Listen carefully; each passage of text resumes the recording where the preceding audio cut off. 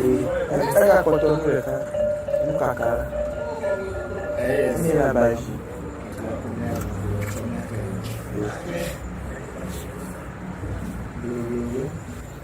Si bɛ k'i tɛmɛ a bɛ wuli du de. Ore kabana de yo. Ame to pe yo.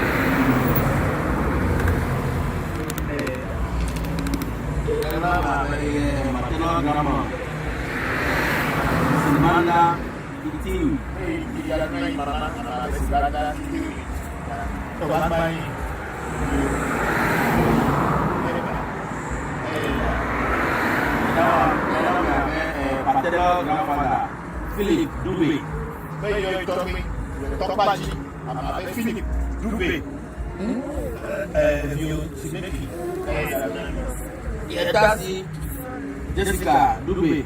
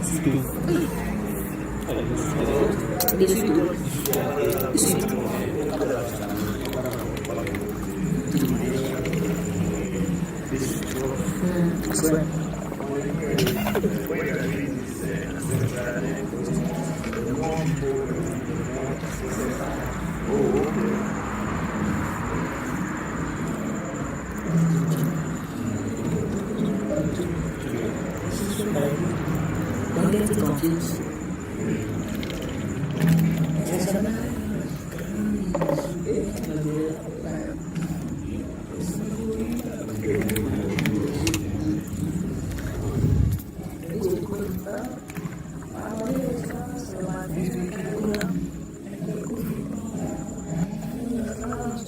Tupe you yeah, I'm a tupe you yeah, I'm a tupe you yeah, I'm a tupe you yeah.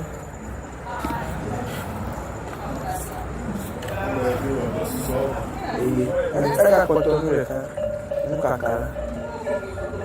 Minha na base.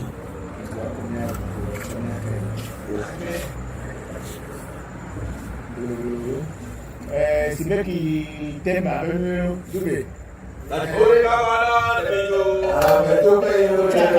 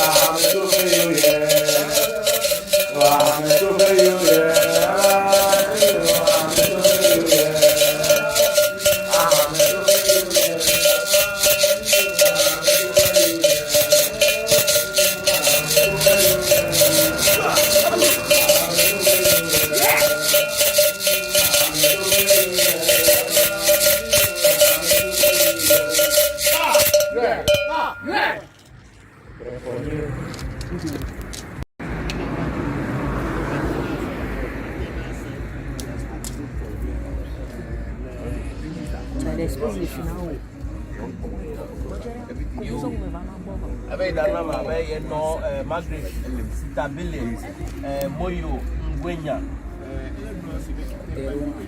Bona.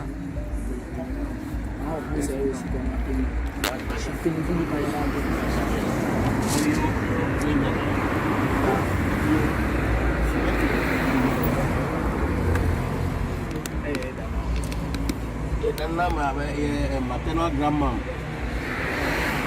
Simbanda Kitiwi. Idaruna imama amabe Sibanda Kitiwi.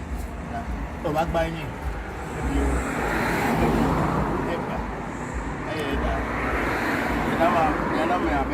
Paternal grandfather Philip Dube.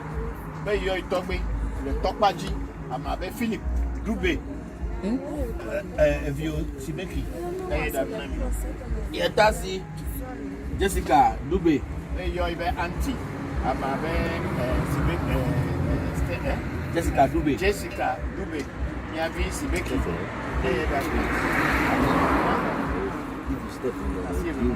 Yetasi ke Gladys Moyo.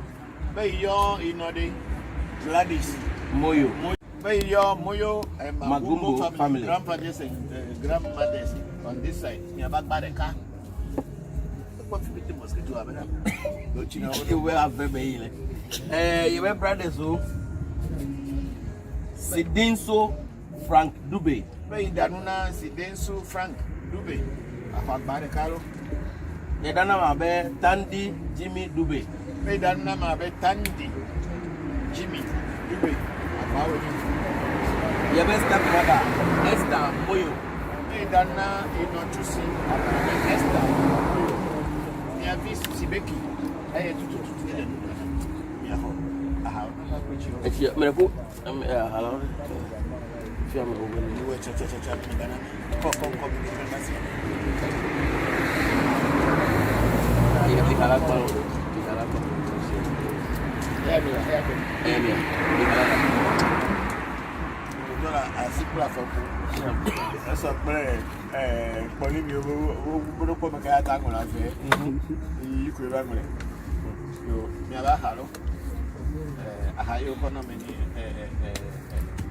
Eliha.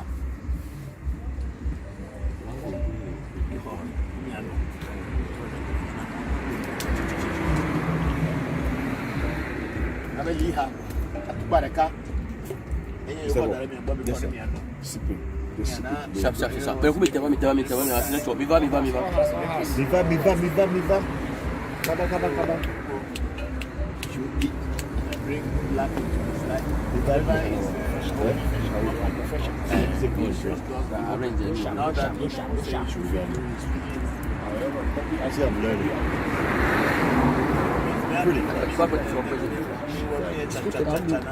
That's nature.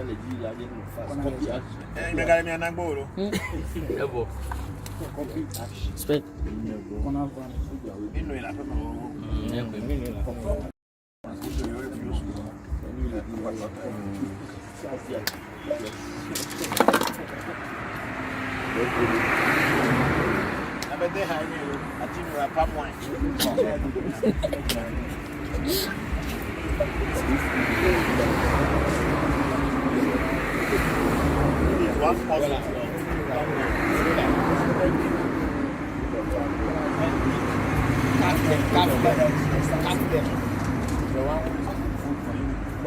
Open his doors for him and he said his back is still paining him.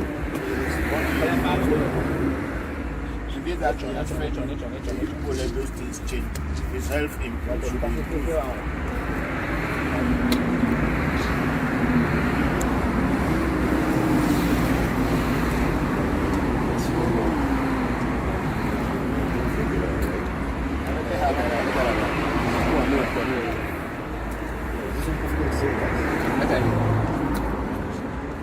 Apa kau isi dengan apa?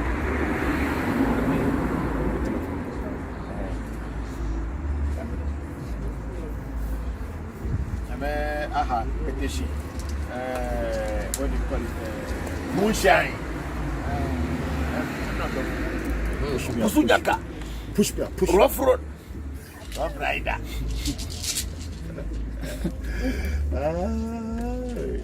Jabat petition you know. Push. This is our best to drink it.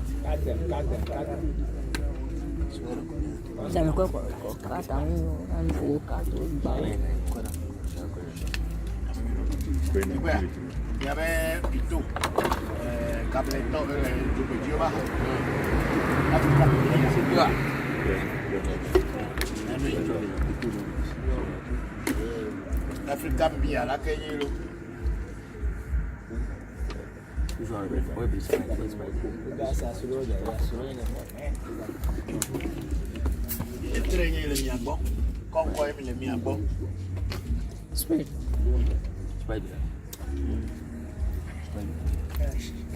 I have even sweet drink for the women and those men who do not drink. This is gin.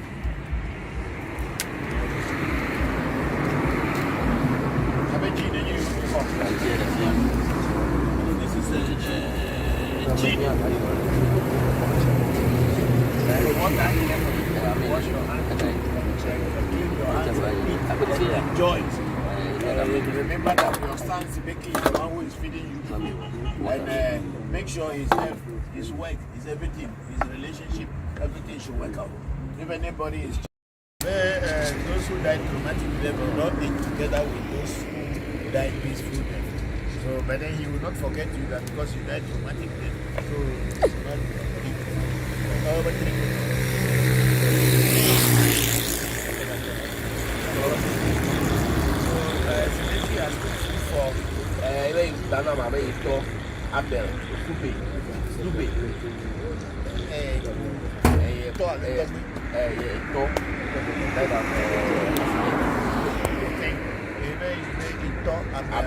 Abel. If you speak the maternal grandparent, Gule Abraham, Joben Gula, Malay topic.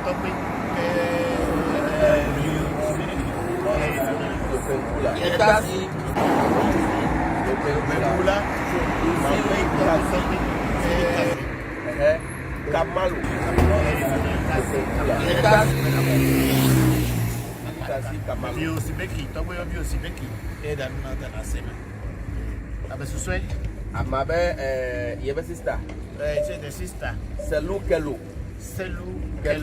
Dube. Fire accident. Fiale Jume, Selu Kelo, Dube. Yaba, how are you? Yaho. Sibeki, Eda, and Yaho. Tres guy of chocolate. They had Panway.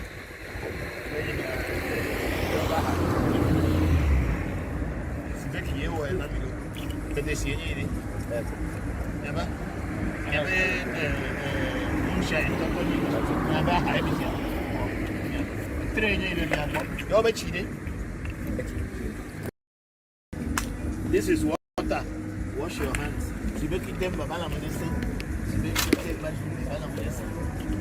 His health should improve and his finances should improve. His total discipline. He has good for you. Never. For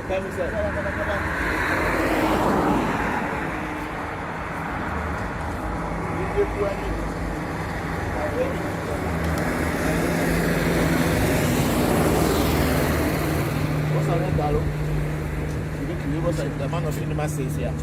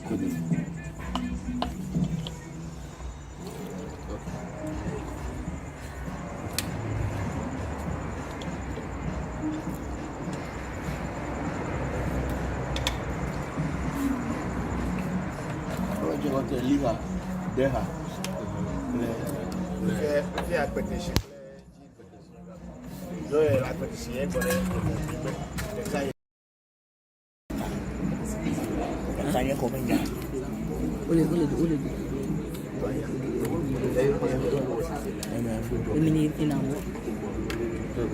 Asul terasa minari. Suito.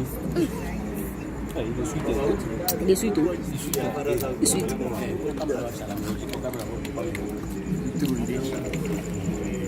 I swear. When you are doing this ancestral roasting, the more people eat, the more the ancestors are happy. Oh, okay.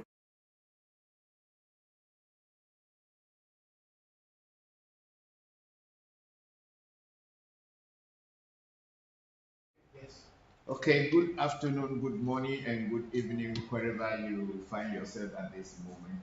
Thank you very much for coming to the program. We are a little bit behind time. We are having some challenges and we've been trying to fix it. So we are even not yet on Clubhouse, but we'll fix it very soon and then we'll be on Clubhouse as well. Thank you all for joining us. And today is going to be another interesting day. So please prepare your questions and ask me, and those that I work with will try to answer you. Thank you very much, and I am your host, Christopher Voncujovi, or popularly Bokor Christopher Voncujovi. Thank you very much. I'm going to pour a libation now, and then we'll kick off. Oh, go monga, somebody said, go monga, Peter, go monga, say your door and your door, send and one city. I'm not even the end of the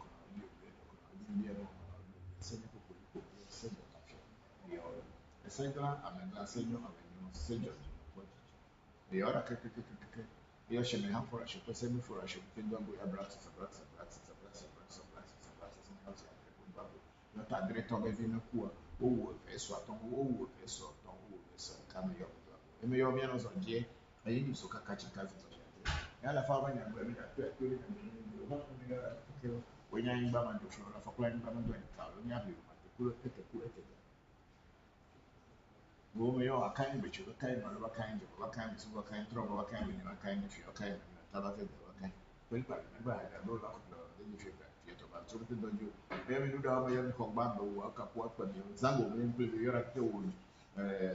You're at the wood job, but I don't know. I forgot about a chief for a good cook, what told performance when you try and want you to.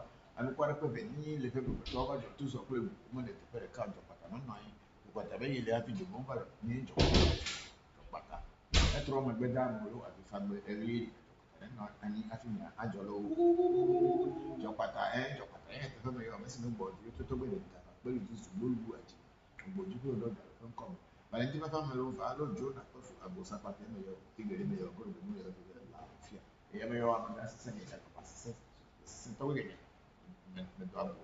Oyo Brahim me yo bofo chi me yo foli ko mo ke go ku chi kuma ko manga to bonye me yo oyo to ni ko spe ku akubia me yo no mi akoso go ku foni ko mo de that's in ya mo si fusi jam ko so abra ko bra mama ni bodo mba to bonya ko ku kofi to bonya ku bia mensa mama ni do ye pe mbe pe ku no yo mi apete bete kuto me ne fana ni gbogbo re mi na gbogbo ni fana ni ku ni ko le bi mi no yo ko ni Celestine ya wa ku ye Catherine akubia fo nya sense ko de fo ni ya obe na akubia akuto me ne fana ni gbogbo re mi na gbogbo me yo mi aso oh teacher to be akubia sisi ya pe ni e ka pe mensa kuto me ne fana ni na gbogbo ni fana ni ku ni ko le fi yo se me yo awuna tuji boko tuji to tuji me yo kini hasa ko nti para so ba na me yo boko adafu so fa mo boko afacha kuto me ne fana ni gbogbo re me yo hono le ba ko hono le gbe agadan to gbe ma se kuto me ne fana mi apete me yo to gbe na ni to le tita to gbe Abraham di be le chame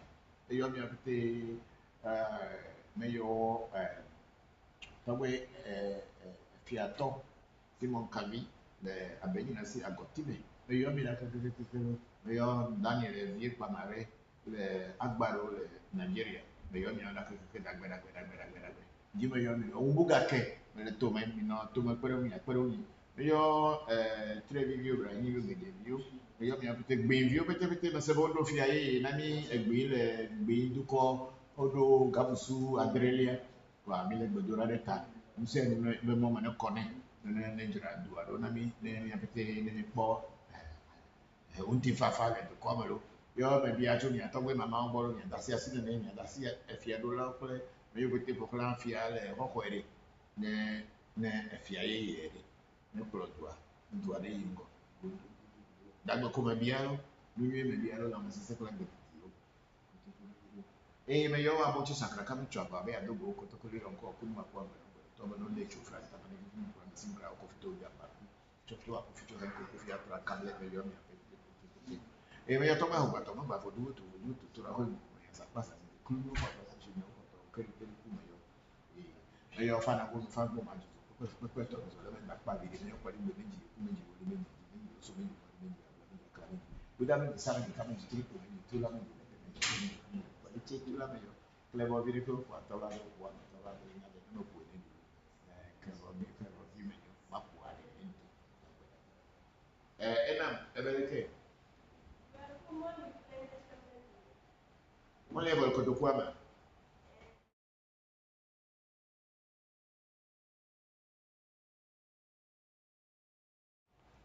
Okay, so we are ready now to go. So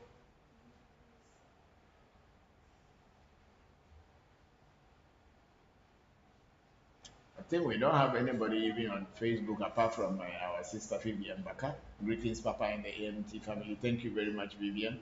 We are just starting, so thank you very much. You're the first person. I think we only have Vivian. So far, yes. So far, or is the rain raining? Is it rain falling also in the other parts of the world, like it's falling here? Why nobody came? I see. Okay. So on the YouTube, do we have anybody? Not yet.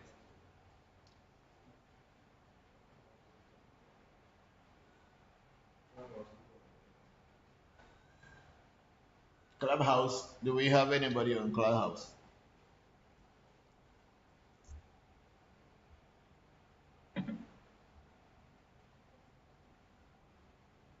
It's connected.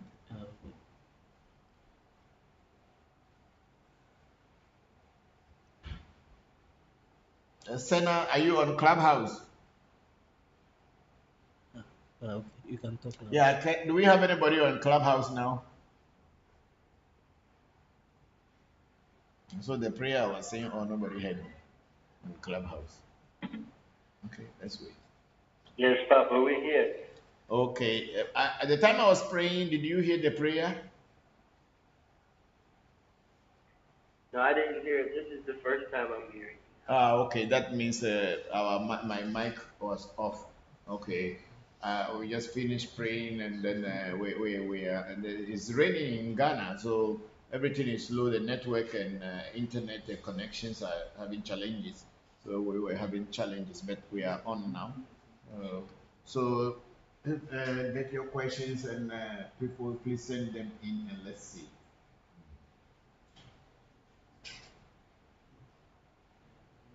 Greetings, Papa.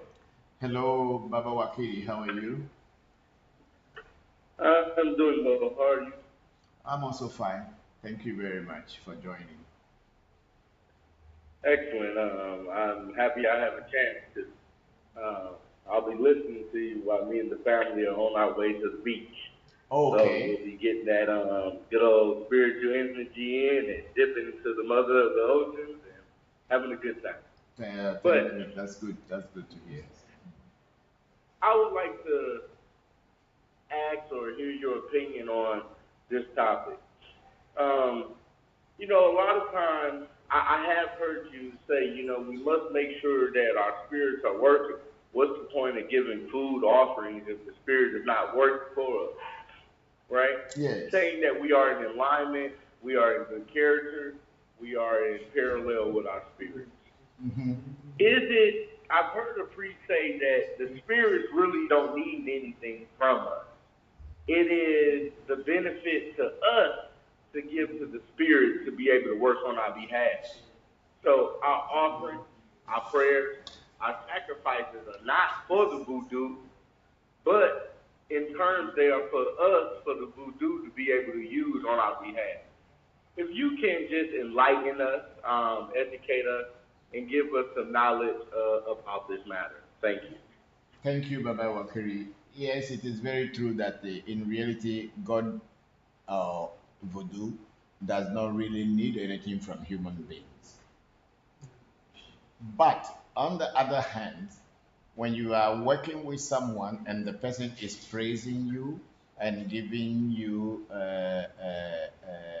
traits and making you to feel good, it makes you want to do more. So the voodoos that we have, where they were in the universe, wherever they were, or whatever they were doing, was not directly committed to humankind, or they don't need anything from us. But the moment you are able to channel them to become a voodoo with you, is you have brought them to be with you. So it is also your duty and responsibility to show appreciation to them by feeding them and giving them drink. If you don't give them drink, you don't feed them, they don't care. But then if you want to use them and they also do not care about you, then you will be in a fix.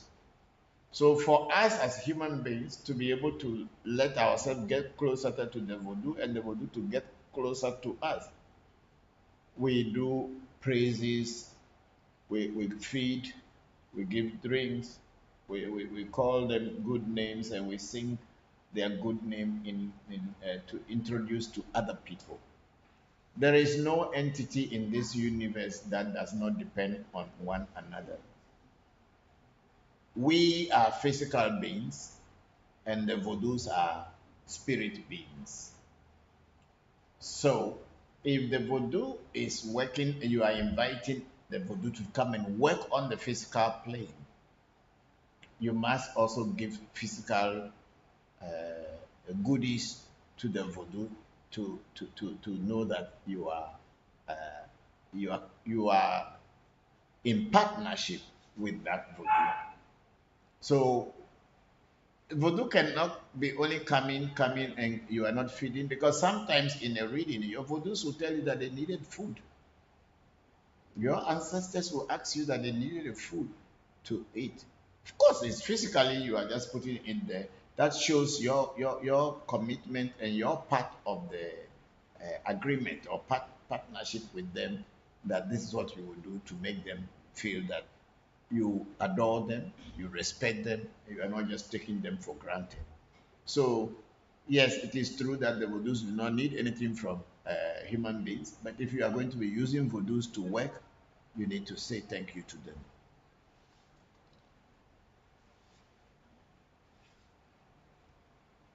Thank you, Papa. Often, I find that, yeah, some things don't need to be explained, but some things do, for us to get a better understanding on why. I think in the spiritual world, yeah, we're told not to ask why sometimes, or we sit back and we argue the truth. But sometimes the why, especially through colonialization mindset, and we're trying to break free from that, it helps us to understand the process of what we're doing a lot more. Yes. Knowing that no, they don't, because a lot of people tend to have you think that you're giving stuff, or teach people you give stuff because the gods will deal with you and they'll break you down if you don't. But it's to your benefit to be able to give to them. So I thank you again, Papa. You're welcome. And even to furthermore, if you when you go into the Bible, especially into the book of Leviticus, which is the book of rituals, or the book of rituals in the Bible, God, even Jehovah, has demanded people to kill animal and feed him. That's why they have the altar for making sacrifice, the sacrificial altar. So if the spirit world does not need anything from us, as we are always saying, then why should God, if there is God, why should God in the Bible also demanded ram and other things, and even into the point where they say Abraham was supposed to kill the son Isaac to sacrifice to God, before God told him, "No, I don't eat human beings, so I gave you ram." So, sure, if you are connected to the spirit world very properly, you will know that even though they may not need anything from you, but if you give, they will appreciate.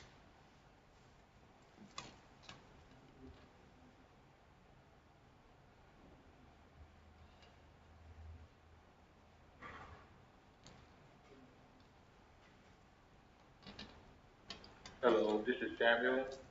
I have a question. Yes, Samuel, how are you? Go ahead, please. Okay, so sometimes when people are talking about certain spirits, they say things like this spirit can help you with wealth, with prosperity, with things like that. Can you explain the difference between when people are talking about spirits that can help you with wealth and when you say or when people talk about how money ritual is not true? Can you explain the difference? Thank you. Okay. When I was coming to the program today, that was what I was thinking about. Like, I'm hoping that somebody will ask this question. You did ask the question. Because recently in our country, Ghana, there was a gentleman who was arrested a few days back who, who according to the media, he went to a herbalist or a traditional priest that he wanted to make money, and he brought his daughter to be killed so that he could get money.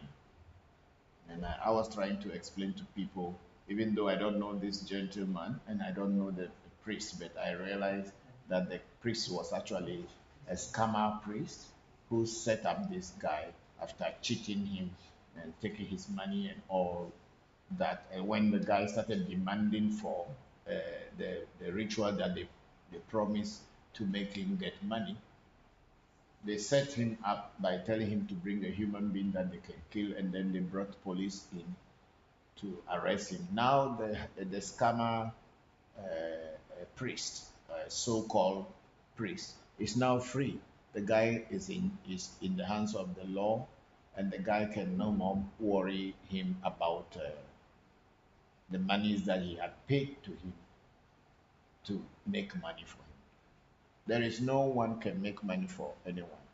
Spirits don't make money. They don't have a printing press. They don't have mint where they will be minting out money. Spirits do not have that. However, spirit can help you to become rich, to become wealthy by enhancing your aura, by bringing people to the business that you do, by opening opportunities and doors for you that more material wealth as well as fame can flow into your aura. Through that, you increase yourself in many things. So it is not like a spirit will go and bring physical money and come and give you. It does not exist. But when you tell people that this doesn't exist, people sometimes think that you are telling them lie or you are deceiving them, or maybe you don't know about it. I've been in this business for long enough to know whether this exists or not. But there's a whole lot of Nigerian movies and African movies that are centered around money rituals. And the media is so powerful that a lot of people are convinced that there is something called money ritual and people are involved and deceiving others. There was another case, I think it was yesterday or 3 days ago, where a very popular uh, herbal list, which is on private television stations in Ghana, promising to make money for people. And he promised to make money for certain people, and I think after some time he has scammed them, and the people kept demanding for their money. So he asked them to come one day that the spirit will bring the money. And when they went there, he and the herbalist and his or the traditional priest, if he were, He says it's a very powerful. It's called his shrine is called a powerhouse or something like that. And the people went there, and he and his team shot them dead and buried them in his courtyard where he does spiritual things or where the public sits. So the police came and exhumed the bodies of these people. So there is nothing like a spirit bringing physical money to you to become rich. However, spirits can make you rich by you choosing a profession that you can do well, the work that you can do well, and the spirit will attract business to your business, will bring people into your business so that you will not lack, so that you will always have and have enough to be able to keep. And as this continues, definitely you will become a wealthy person as you wish. But spirits do not bring money to people. Somewhere. So that's my take on this and my explanation. Thank you. You're welcome, Simon.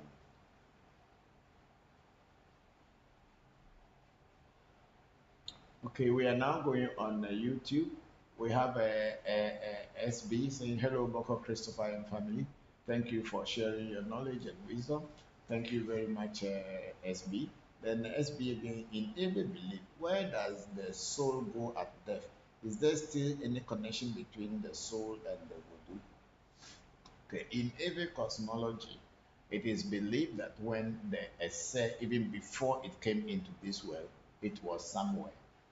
Let's call that world a virtual world. Before essay was directed or to choose who should give birth to it, which land to be born at, the culture into which to be born. Let me use this scenario. When you sleep in your, when you are asleep at night, your body is lying down on your on your bed or on your mat or wherever you are sleeping. But your inner self, your mind, your essay, your atma, your nkrabia is moving in the dream world and is going to places doing so many actions, and that's it. And until you wake up, sometimes you will not remember or you will not even know that you were dreaming. It looks so real because there you are acting. Meanwhile, your body is dead. So your essay goes into that world because death is just a sleep that you don't wake up from. So whatever is happening in your mind, or whatever your destiny or your inner self was doing during the time that you were asleep, is the continuation of whatever was happening in this physical place, and now it continues in that psychic plane or the virtual world. So when a person dies, you are actually sleeping, but from this sleep you cannot wake up because your essay or your spirit does not die, so it continues moving. So if you are you had a dream that you were doing spiritual things in your dream, then of course that's what you will be doing. And if you had a dream that you were fighting people, that's what you will be doing. So definitely your essay will go to the Esefe, as the Avis call it, Esefe, where essay was before coming back here. And the activities that you have done here on the physical plane, most of them will continue on that plane until the opportunity comes for the what do you call it, for your essay to be reborn in another place, and then you take a physical body again. And then of course, even if you take a physical body, your spiritual body is still with you. Okay, so SB, this is how the Aries believe. Because if you do have dreams and you move into another world, and or you are in the physical world and moving on. Yeah, definitely, it's the same thing. Death is just a sleep that people do not wake up from. Let's go on the questions. I think we have Benny Muswane has joined Zoom, and who again? He's the only one here now. Yes. Okay, I thought somebody came first and left. Yes, please. Okay, so Benny is there. So if Benny has anything to tell me or ask me, he can put his microphone on, and then we will answer him. Meanwhile, go to YouTube. Yeah. So, yeah, is Benny on? Yes, yes, I'm on. Okay, okay. Thank you very much for joining. And how are you today? I'm okay. Thanks for everyone. We thank God and the ancestors. Do you have any question for me? Just a short one. What is your original sense on the building of the pyramids? I know the spiritual communities say the pyramids were built by aliens from God knows where, but then I would just like to hear your logical sense on the building of the pyramids. The pyramids? And not necessarily just the Egyptian one, pyramids anywhere in the world, because they're Egypt alone. Honestly, I don't learn so much about the pyramid era and Kemet and all this. And I am not really have so much interest in that because I am looking at what is immediate and what I can do to change my life now, not what has happened thousands and 2,000, 3,000, 4,000, 5,000 years ago. That is not very close to me now. So the immediate things that I can use to handle my life and to help other people's life is what I concentrated on very much. So about pyramids and Egypt and Kemet and all this, I don't really have so much interest in them. Once in a while, I may refer to something, but I don't know so much about the pyramids and what they represent and what they don't represent.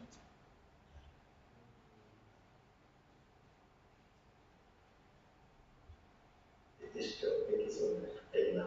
You're welcome. Thank you. The one thing also everybody have to understand is that my teachings are very practical and they are very straightforward to the point of what is happening to you here and now and how you can handle it. That's all that my teachings are about. It is not a teachings about 5,000, 6,000, 2,000 years ago when certain people were living. Yes, it's because if you don't know your history, you will not know where you are going. It is very true. But the current situations that are confronting us is what I personally concentrate on to teach about and to help people to alleviate the suffering and the pain that they are going through now and what they can do to avoid it in the future. So, uh, yes, the pyramids, when the people are strongly studying about them, a lot of people put their whole concentration on Kemet and all this. I am talking about now. Thank you, everybody.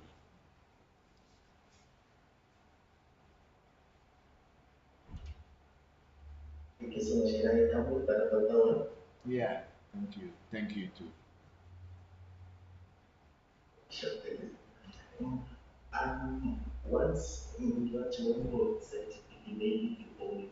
So I think I remember a couple of weeks ago, I asked a question about a cancer, and you said you are like you don't have the definition of cancer in an African laboratory in your tradition. So hence you treat what you see.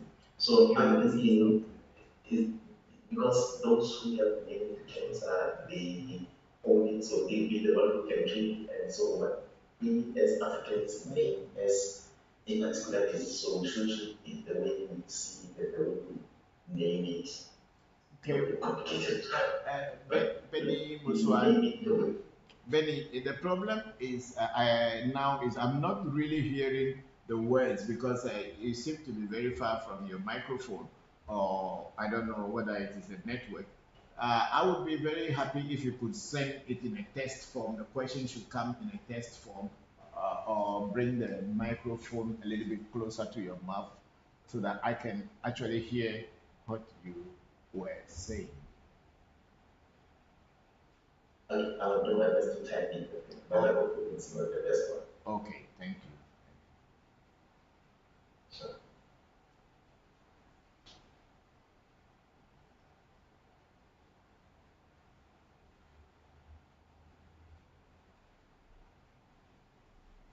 I think Baba Craig has also joined us. Yes. Okay.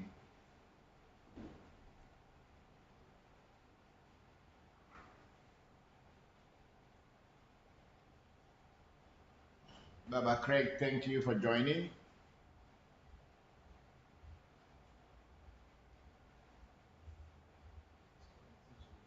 Okay, let's go to the YouTube so that I can be picking some questions there first. And then later I'll come.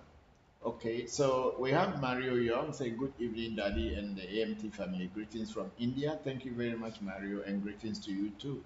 And then we have Bolaji Ali.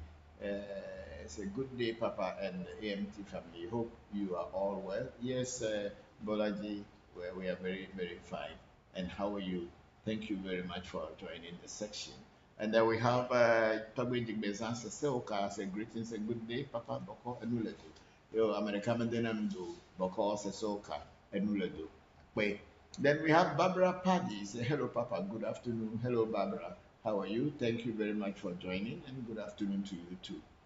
Bolaji Ali is saying, Papa, can we purchase the cleansing bath herbs from the AMT as well as the full instructions and uses? Yes, yes and no. Currently, I haven't prepared the, the, the, the soap and the herbs, but my children's Pele and Senna has a stock. The ones that I had prepared last time, I gave them to take it to Japan. So they have a stock and with all the instructions and everything with it. So as we are talking now, I believe they are also listening. So they will put it up so that those of you who are interested in buying them, they can. But we are going to have our mid-year festival on the 30th of this month, June, and I am hoping that I may prepare the soap before the 30th of June, or maybe immediately after the mid-year, I'll prepare a new aura enhancing soap. So, Barbara, is it no, Bolaji? Yes. So let's be in touch and keep reminding me. It's just that I'm not having the time to sit down. These things I don't let other people prepare them. I want to be present. I want to watch over it myself.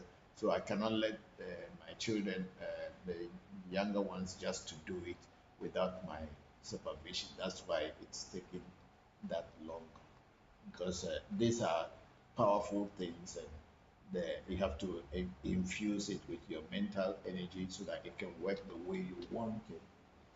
So I can't just leave it to them. That's why. But I will do my best to do. Thank you. Then we have a Benny Muswani on YouTube saying learning from South Africa. Thank you very much, Benny. We are very grateful that you are always with us. We have of Adume Za. Of Adume Za. How do I come for divination and read Ashe? Okay, of Adume Za.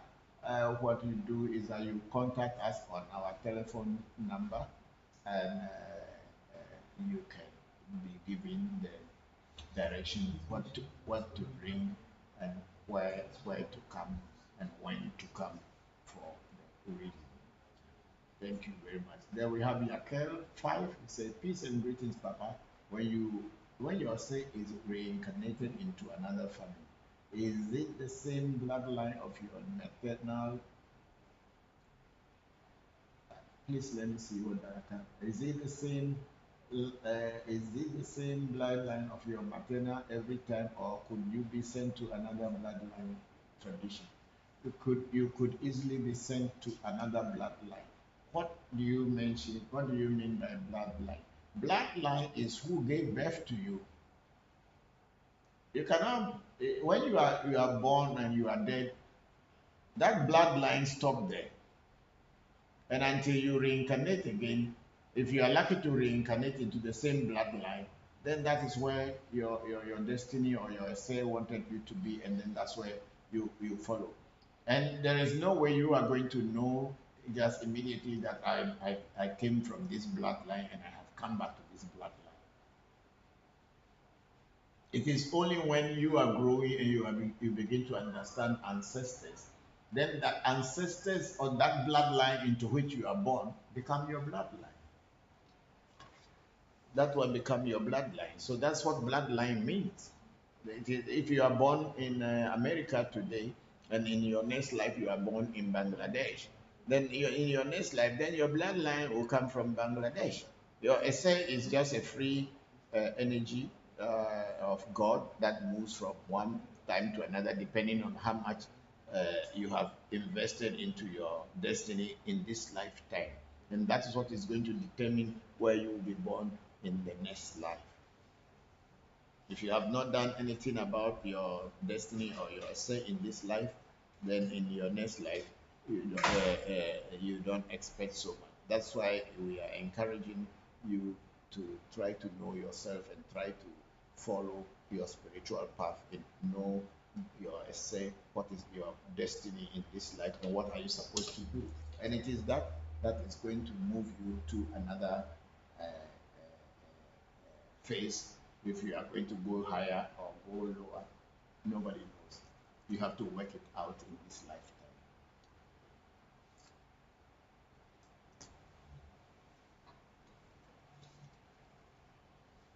Yeah, Carol is saying thank you, and thank you too for that question. It's very interesting because maybe a lot of people would want to ask this question, but they couldn't.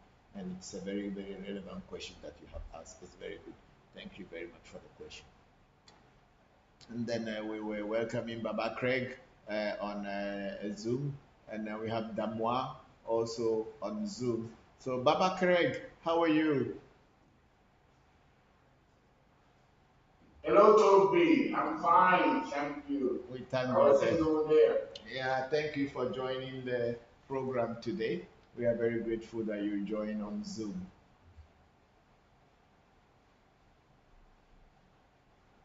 Yes, you're talking about the essay today.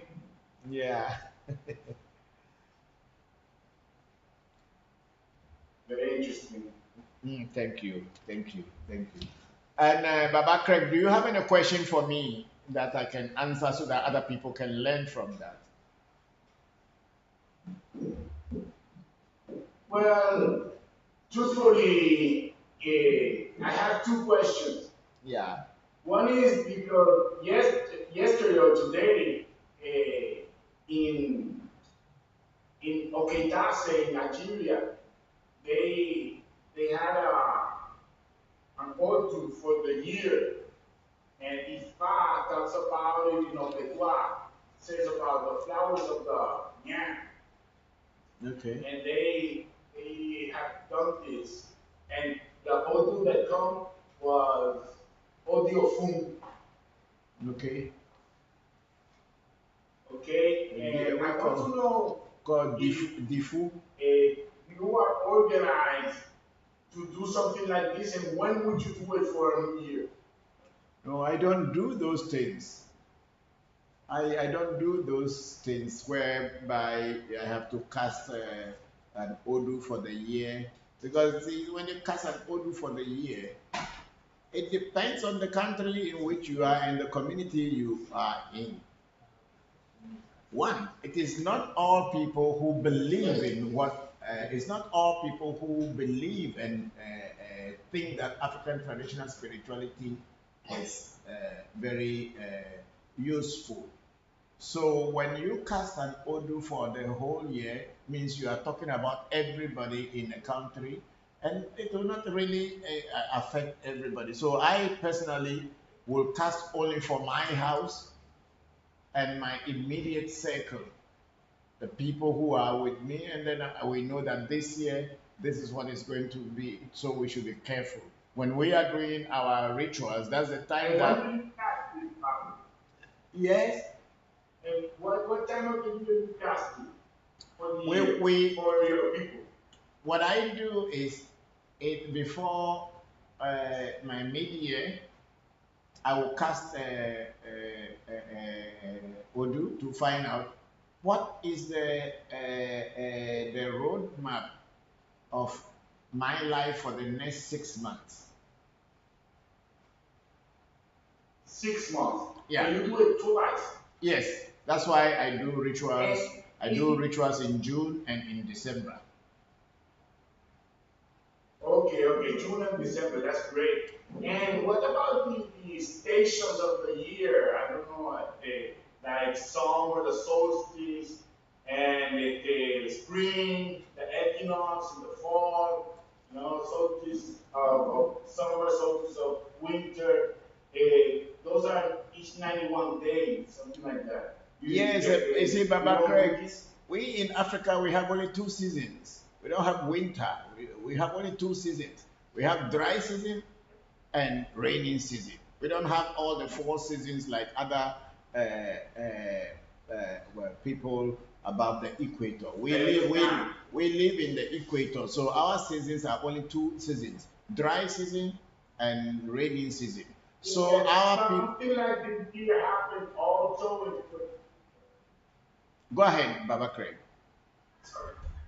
Yeah, something like that happened in Puerto Rico. We almost have only a 2 seasons, like you say, a rainy season and summer season. But anyway, we do have spring. Now we do have spring when the plants flower, and we do have some kind of a fall because the plants will recognize this in the earth wherever you are. And I'm trying to see what are the things that you should do to be able to get let's say, get good things if you do this for the community. Okay, you see, our people, because they have only these 2 seasons, the wet season or the rainy season, and then the dry season.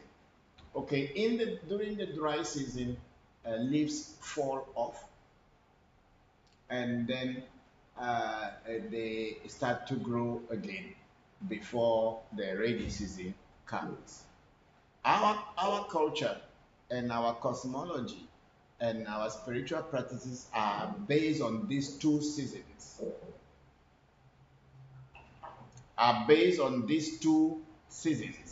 That's why our new year is not in January.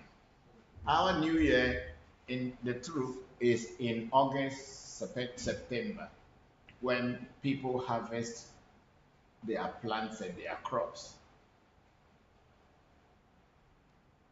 So, yes, this is where I about the season. Yeah. So when people harvest their crops and their farm produce yam and other things, that is the time a new year comes in and people celebrate.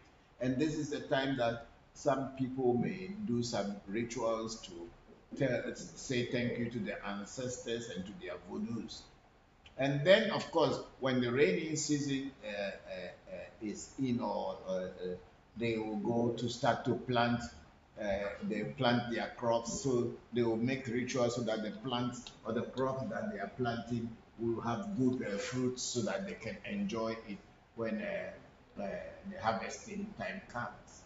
So our people base their spirituality. Our people base their spirituality around their environment.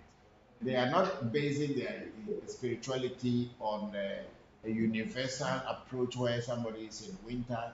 They don't have winter, and they don't even know what snow is, so they don't plan against anything like snow.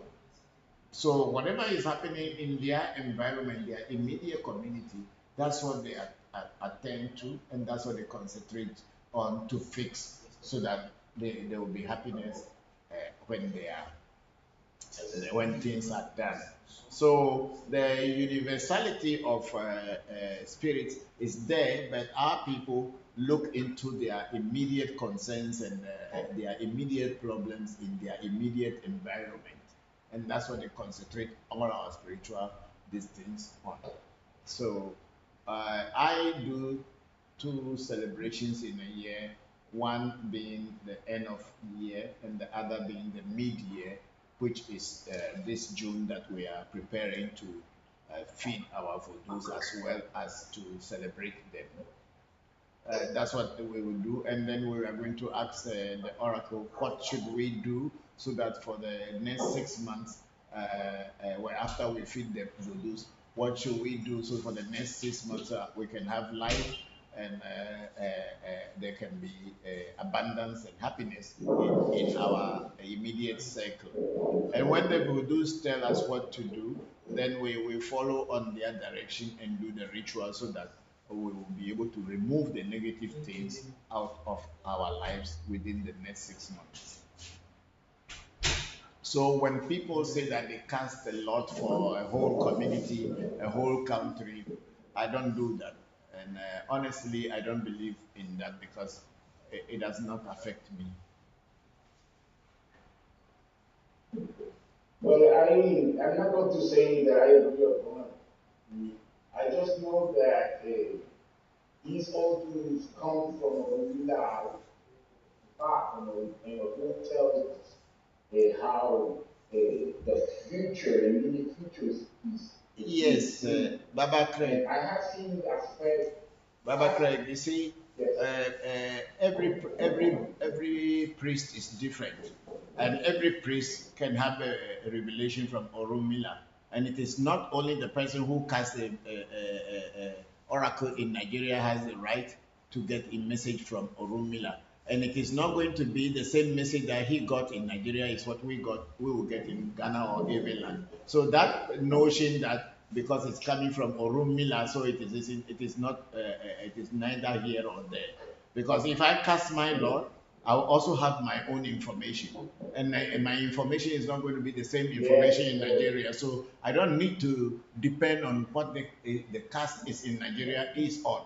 I will depend on the one that I cast at my shrine, because Orunmila is also talking to me through Afa in my shrine. So I don't have to think that Nigeria one is the one that I have to follow. I don't do that. That's what I kept to say. I don't do that. I follow what my oracle tells me. We're not talking about follow.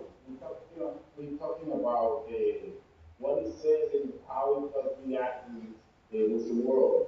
But it was a simple question. The other question that I have, if I may, can I? Go ahead. Yes, okay. I don't know how many times, how you cast personally, right? I follow the other rule that we cast it every 16 days. The 17th day is the next cycle. So I do my bolsa, my bowl, for those 16 days when I cast the fast. And but sometimes I will do other things in between the readings, and most of the time I will use the same order that came from me in this cycle to do things that will make my life better. What is your view about continuously getting a reading? How Okay. would that be? Okay. For In my shrine, yes, in my shrine, what I do is I will cast. I'll do a reading for myself or for anybody in the shrine when we encounter challenges. It is not whether it is 16 days. challenge. It is not whether it is 16 days or 90 days or whatever. If I am having some challenges, immediately I will ask Afa or Ifa that I want to know why such challenges are happening and what can I do to overcome the challenges. So I don't have a time frame to say that it is within 16, every 16 days I must. Because you see, one thing I do at my shrine, I try to remove the religious worshipping aspect of Ifa and Afa. I want to deal with the practical aspect, and I remove worshipping and homage paying and all these things as much as possible. If I'm confronted with a challenge, I'll ask Afa what to do. And when the Afa tells me what to do, then I do the Ebo or the Vosa as it is, and then that is it. So I don't really have a time frame to say that, oh, every 16 days. Those are religious things. When I'm confronted today with a problem, I'll cast fire. I'll cast fire today. If tomorrow the problem exists, I will again cast fire. And as many times that I confront challenges, I will ask for what to do to get out of it. And what about your birthday? Your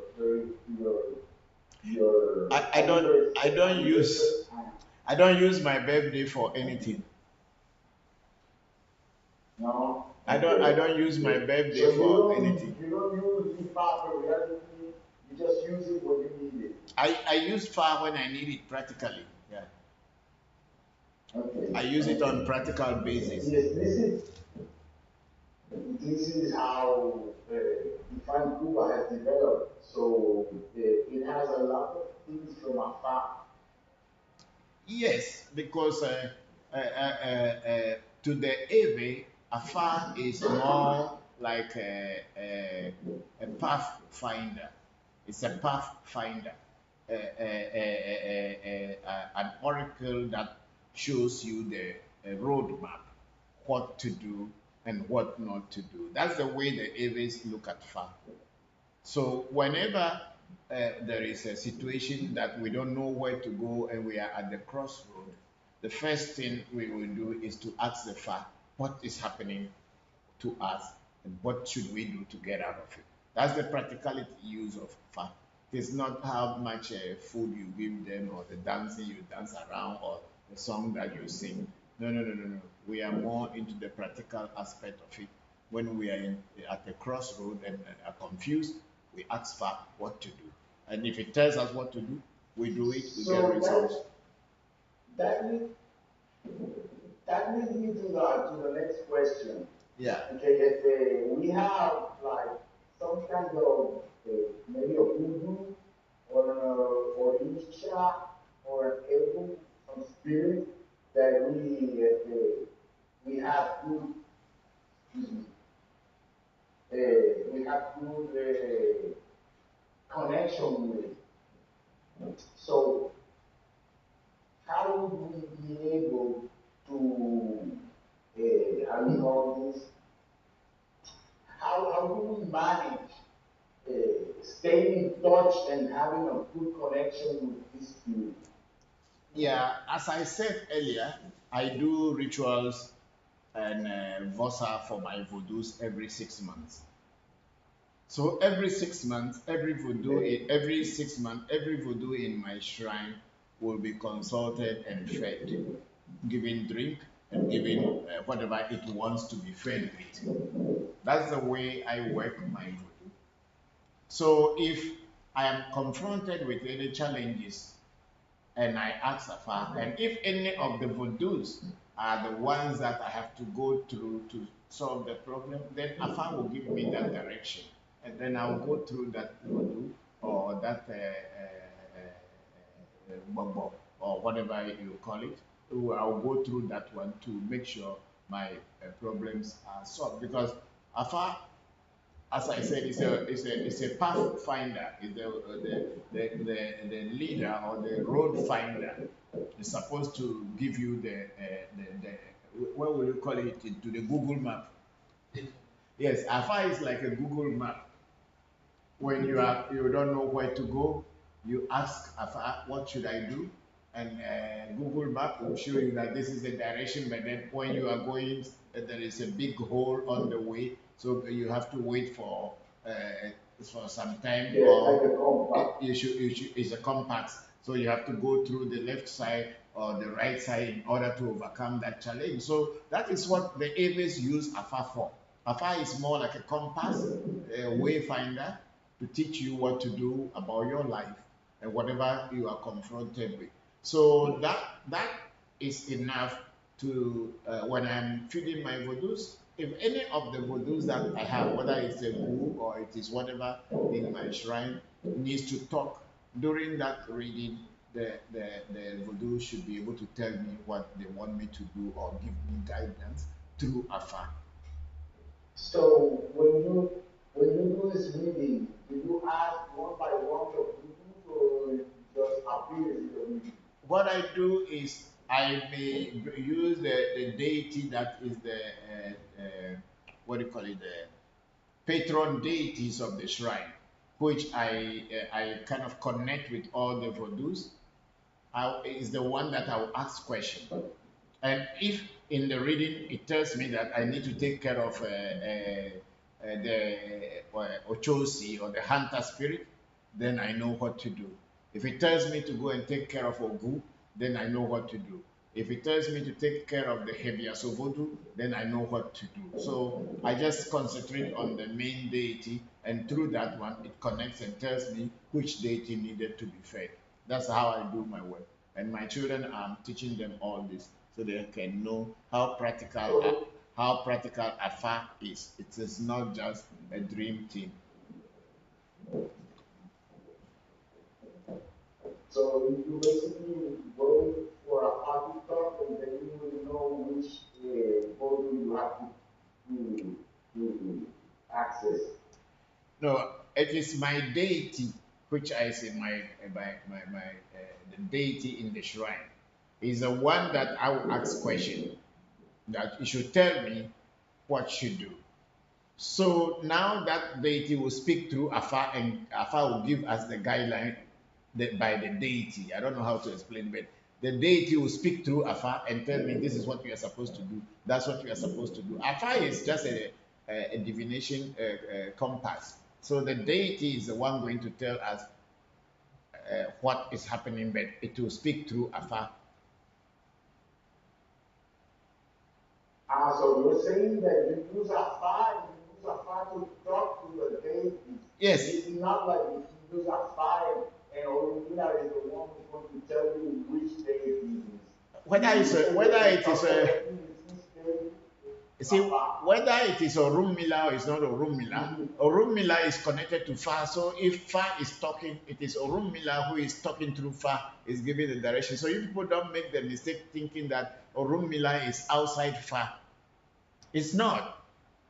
Afa is just an oracle that Orunmila decides to use to talk. So if I use my deity, then Afa has to get a message from Orunmila what these things wanted, and Afa will give that to us. So I think you in the diaspora, you have made so many mistakes of understanding this, that Orunmila, as it is called the supreme deity, and Afa is a channel of expressing itself. Don't think that Afa will speak without the permission of Orunmila.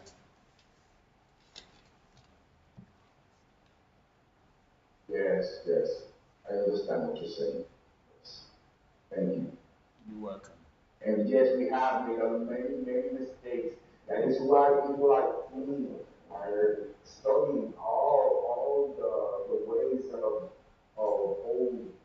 of these traditions to see what is the roots of how to manage these messages that we get from the family.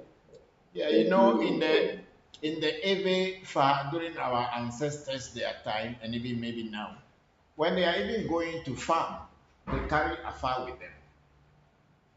So at farm, if they are working at the farm and they confront some problem, even with their farm work, they ask Fa in the farm. They will just put a Fa on the ground and then they check. And then when they check, whatever Afa told them to do, they do that sacrifice and they find solution. So people have come to make this thing look like it's something that you cannot touch and all kind of things. God only will speak to you through the things that can connect to God.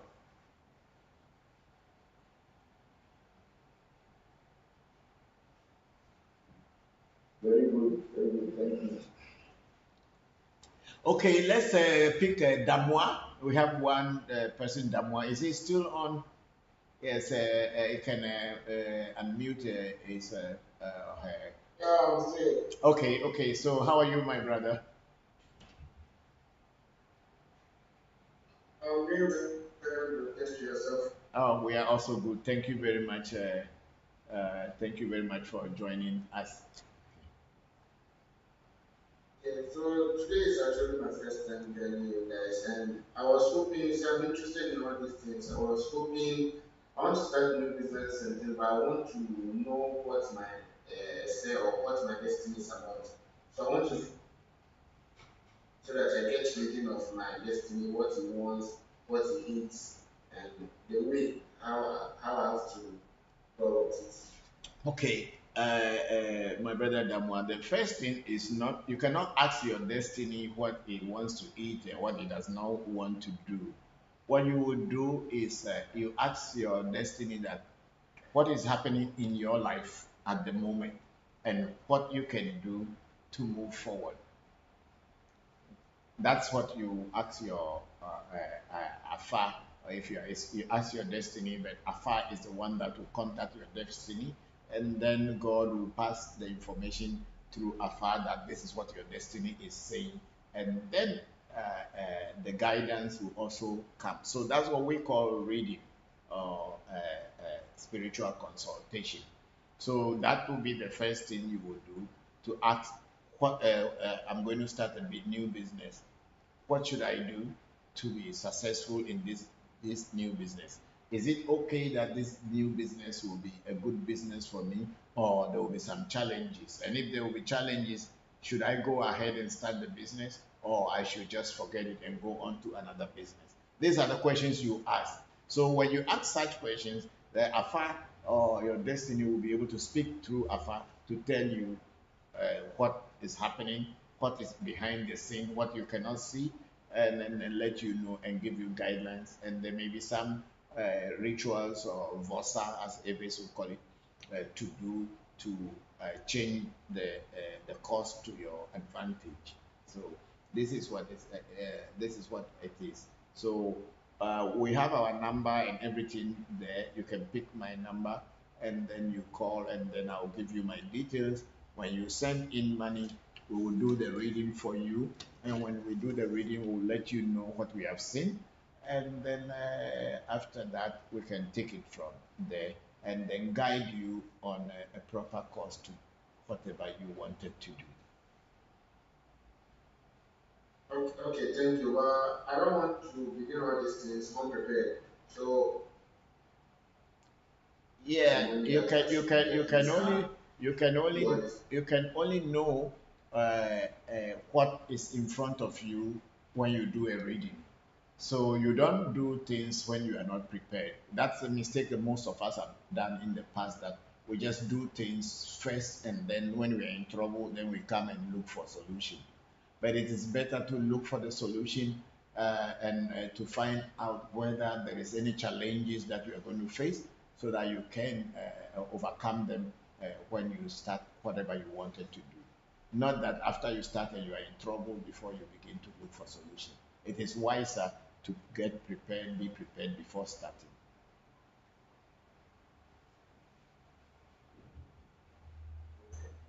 Okay, so we have a question from Benny Moswani in South Africa saying that Benny started with the way we name the disease determines how we treat it. How powerful is the name behind a disease, whether physical or mental? Okay, yes, of course. If you call a disease what do you call it? Schizophrenia or whatever. Schizophrenia. I don't know how to pronounce this word. So if you call it like that, me, I don't know what it means. And the people who make that name, they will understand what that disease meant. and then we will be trying to translate it into our own languages. But when you say it is a mental disorder, it is automatic that everybody knows that it is something to do with the mind. You don't need to go into any big dictionary to find out what is schizophrenia means or whatever. But people decide to bring big name and give confusion. And then sometimes people do not even know what the disease is because the name doesn't sound like the disease. So yes, when you give a mental, if you have mental health problem or mental challenges, then people will know that it has something to do with the mind. And then there are certain herbs that works on the brain. And then if it is working on the brain, it will enhance the power of the mind. So if you are able to know the name of the disease, of course we can treat it. You are very, very right. And then Benny Muswani went ahead and said, example, if you call it depression, one is forced to treat it using Western practice. But if you call it in an African name, then you can treat it using African methods. That's very, very true. You are very, you are making sense quite. That's what I was just saying. Yes, if you mention it's a depression, what is depression? We live in a hot zone already. Our lives are always in a depressive mood, but we live, we survive, we go through them. It's for the African man, what is depression? When even from the day one that you are born, there's already everybody in the family is depressed. But we struggle through it and we are able to. Africans have a very strong mind. We don't face small problems and then just give up. And unless those who have gone to big schools and they want to be like white people. So anytime some small problem happen, they give up. So yes, if you give an African name to it, we will call it mental problem. Then people would treat it as such. When you call it depression, what is the person depressed about? But anyway, thank you very much, Boss Benny. I'm very happy with that question. Thank you. And then we have Damwa. Okay, when can I call? You can call me after the program. The program will end around 6 o'clock. So 6 o'clock Ghana time. Then you can give me a call at that time. Thank you. Thank you. And then we have Antonio Angelo Grossi on this thing. So we will talk with Antonio before going. Those in the Clubhouse, are you all listening to my this? Is it making sense? I think Antonio is not here. Hello, Christopher. Hello, Antonio. How are you? Oh, I'm good. I'm in Italy now. Yes, you sent me a message that you were back in Italy. Yes. So how is your mom? She's very good. She's very good. We thank We God. are here. So Okay. I just joined. I couldn't join earlier. How is the program? Oh, we just on today because there's so much rain in Ghana. We are having challenges with our networking, but somehow we are managing it. So we didn't even start the program exactly at 2 o'clock, but we have started. So you are not that late. Yes, you were going to discuss this thing with me about the journey to Germany. You were going to talk about it. Yes. We can have a call after the streaming. Okay. So when after the live streaming, I'll try to call you so that we can see what I want you to see the development. I met this guy who came to the shrine yesterday. I met him before during he came here once, and also I met him during Dr. Sela Ajayi's defense of his PhD. This in when I went there. He came yesterday, and he said there's a gentleman in Germany who has a lot of voodoos. I think he is a European. He has a lot of voodoos, and he has made a museum. But that museum is a little bit far from the Bremen Museum that we are going to go to. I said about 4 or 5 hours with train, and he wanted me to meet him and see. So you should tell Professor Mayer about it. Maybe she knows. I don't know. So that when we come, maybe we invite him to come. Okay, yes. We discussed, yeah. Okay. We arranged like every, yeah. Okay. So thank you. So So maybe we can go back to it. yeah, we will talk after the program. Okay. Okay. Yeah. Thank you. Thank you too. Thank I you. think Too. Damwa Damwa, yes. also a question. Yes, okay. So Damwa should come with the question again, please. This incident. Okay, so there was this incident. There was a man that visited my grandfather and gave him some two like I was like baby. Okay. Baby carved wood. Yes, Carved wood. Yes. Two idols, small ones. Mm-hmm. And we are supposed to give it a walk. A walk, yes. Corn flour. Jachi. And Coca-Cola. Okay. Yeah, but feelings like, and my grandfather thinks not about it, so you don't know what to do. I don't know how to go about it, so I just let it is. Both the male and the female are women. Keep them. A time will come you will understand how to work with them. So long as it was from your grandfather, don't discard them. Keep them, and as you getting to know African Magic Temple and maybe other Bokors and other things, you have to do a reading. They are just carved wood, but they can now talk through afar to tell you what they are, what they can do, and what they need. So just keep them. When the time comes, you will find out more about them.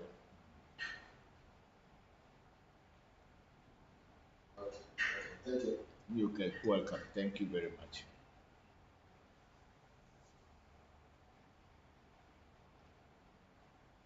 Okay. Papa. Yes. Now, the importance of the spirituality of sand. The spirituality of sand. Yes, the sand. Or person. Okay. Sand. Yeah. Just as the water is the spirit, what spirit is the sand? What spirit is the sun? You mean SUN, the solar system sun? No, sand like we are going to the beach to put our toes in the sand. Okay, if you are going to the beach, I don't know which sign it is, but it is a spirit of the beach has. No, not sign. Okay. Sand, S-A-N-D. Yes, the sand. Okay. Yes, a grain of sand, the sand. Yes, you say what spirit is it? It's Mother Earth.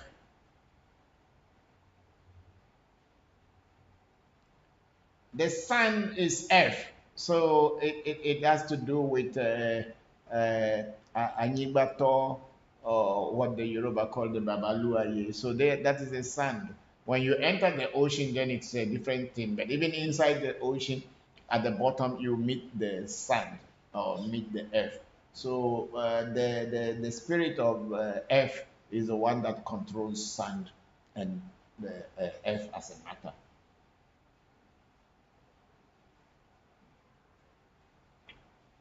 So is this a different category of earth? Yes, it is. It is in the category of earth, matter, solid matter. Yeah. Okay.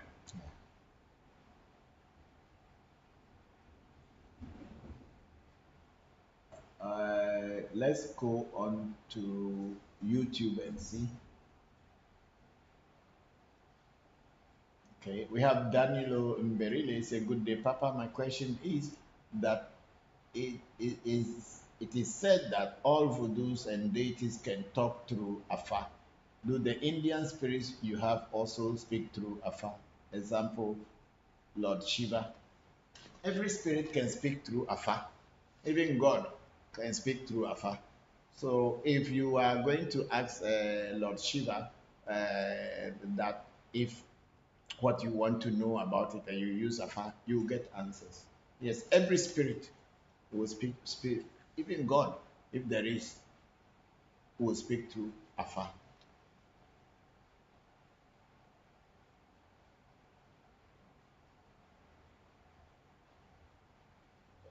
Do we have some on the listen? Okay, Vivian Bakar is saying, please, Papa, why is it not a good time to pray 5 minutes before 12 p.m.? Yes, people say that even I think it's not even 5 minutes, I think it's about 15 or 20 minutes before midday. That's what the people say. But then you see, I don't know how our ancestors came about this midday 5 minutes or 10 minutes or after, before and after. But when you go into the Hebrew Kabbalah and you look at the infirmaries, which is the times of the day that spirits work, I don't know whether anybody knows about the infirmaries. Those of you who probably study Kabbalah will have some idea. And we have times of the day that each spirit works. So there are times that one spirit is changing its post and another one is coming in.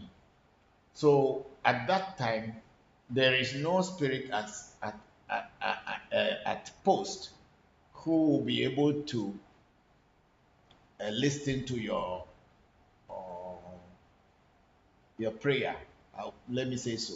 It's just like security men in a company or in a house that they have to change post. So when one security's working hour is coming to an end, is preparing to leave, while another one is preparing to come and take its place.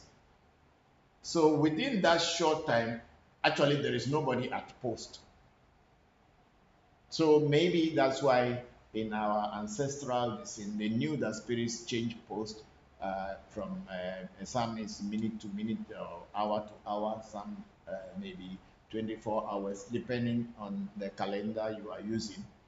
So sometimes the time that you may be praying 5 minutes to midday and 5 minutes after midday, the spirits are changing post, so there will be no spirit at post when you pray to be able to hear you. I think this is the reason why they said so. Okay, come up. Let's see.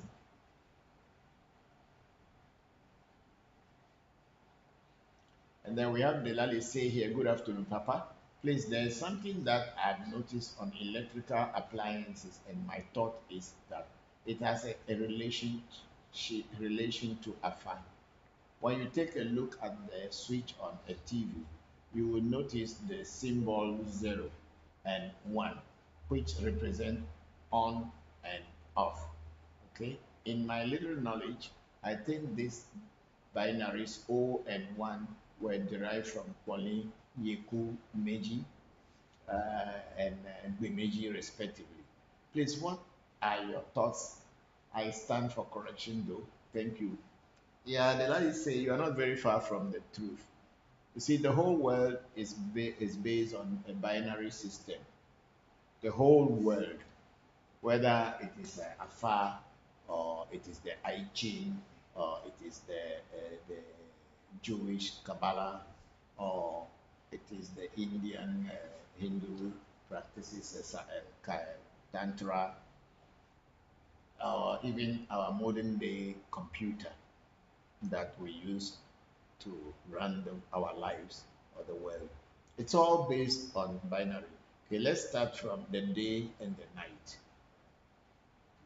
No, there is daytime, and then the opposite of day become night. And then we have the sky as something above, and then the earth as below. They are opposite of each other, complementing each other.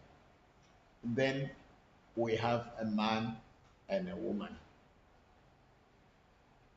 Then we have positive and negative. So this is a binary thing.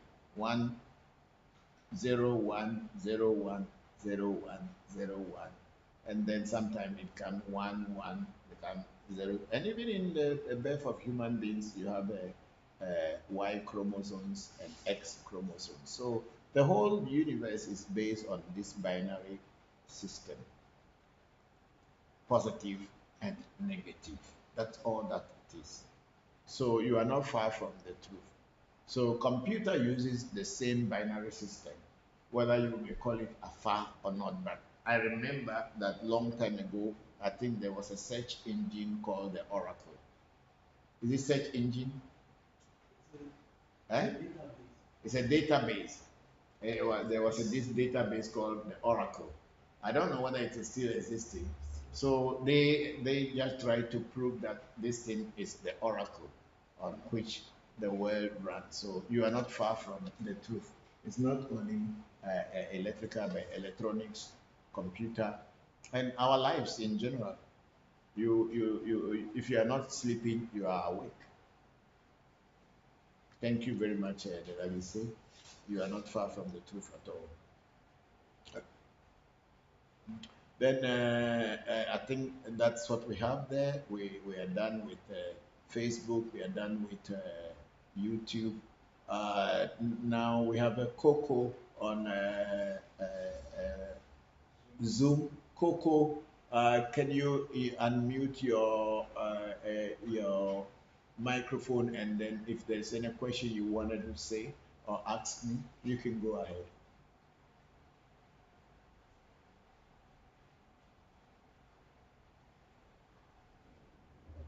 I'm just listening. I just tuned in, so I'm just listening. Thank you.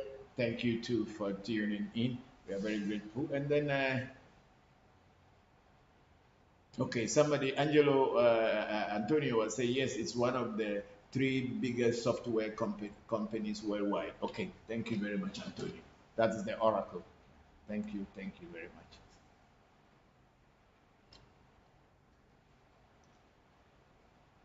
So anybody on Clubhouse that has any information or any question for us?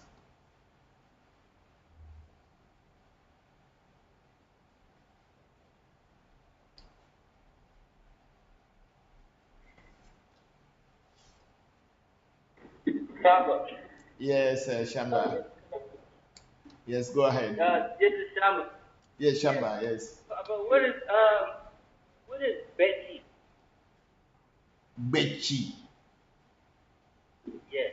And Bechi is the same like Ese. You know, in my local area, where I where Pando central areas, we don't call it a Sevon, or we call it Bechi, Von or Bechi. Bechi is like your destiny. But most of the time, it is the negative one that people call Bechi. And if it wants to worry you, it really worries people. So that's called Bechi. So I think also in Ga, which is Accra people, they don't call it Bechi, but they call it Beshi. And it's the same thing. It's just the same like your essay or negative essay, Bechi. So, Papa, why is that we call Betty Vaughn for Akai? Akai is in charge of all those negative spirits. It controls them. Okay. Akai controls all those negative spirits. That's why we call it Bechivon Fakai, Ngonlivon Fakai. When they say Ngonlivon means the bad ghost, Bechivon, negative destinies. He is in the one who controls them, and he controls people who die traumatic death. Yeah. So if somebody is having a Bechivon and a Bechi is disturbing the person, Akai oil can Akai, not only oil, even they can do rituals for Akai to cool that person's down.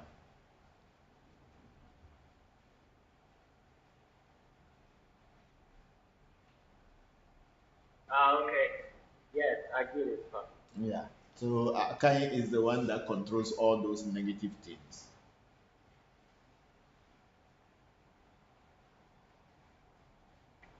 Thank you, Papa.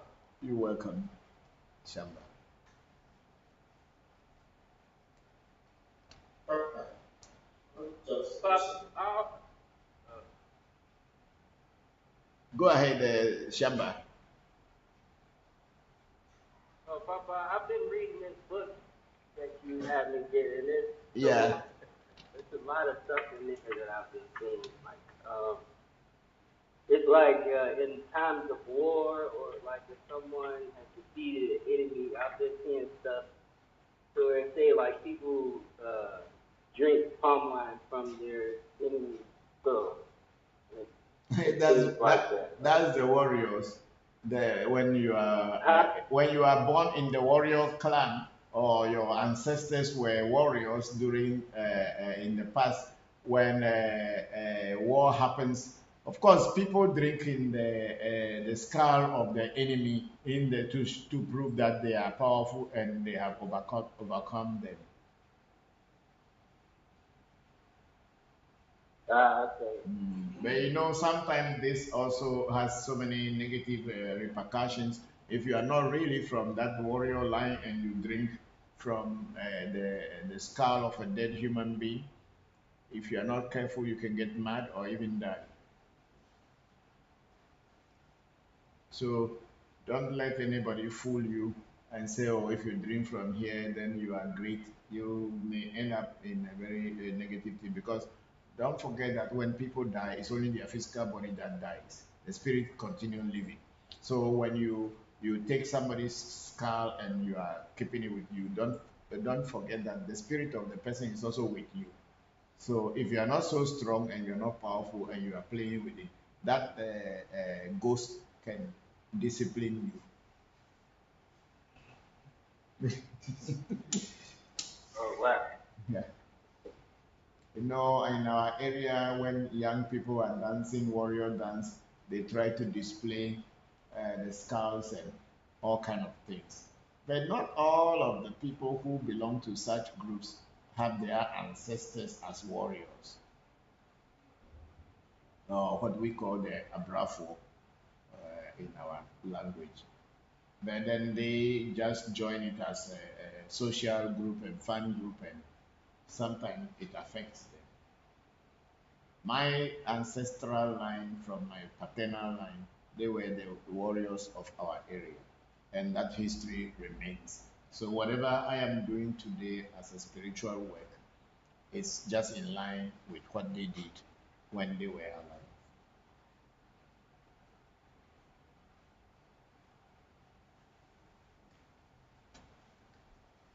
Thank you, Papa. You're welcome. Thank you too. Has Mauli arrived?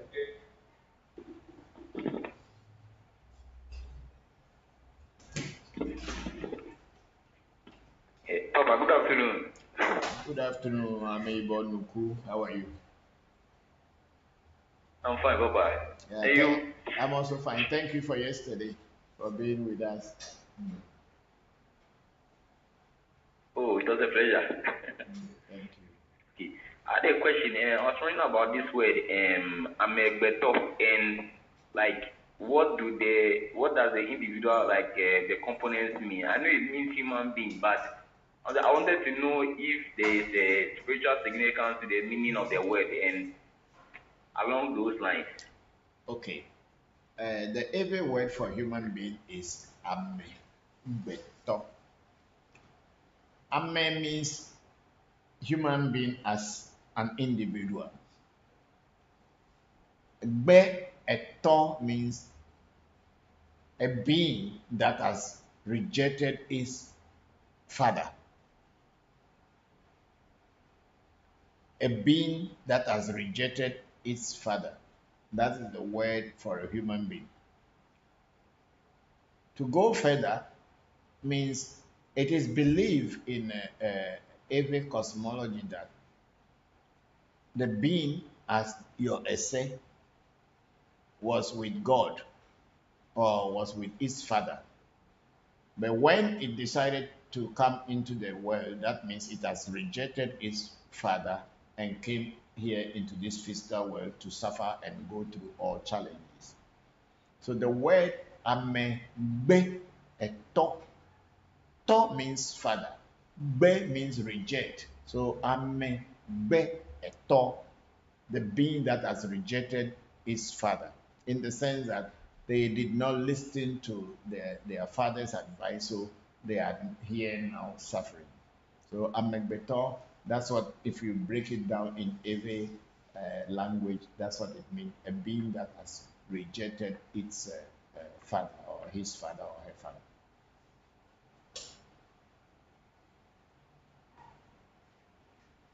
Okay, okay. Thank you, Papa. You're welcome. Thank you too.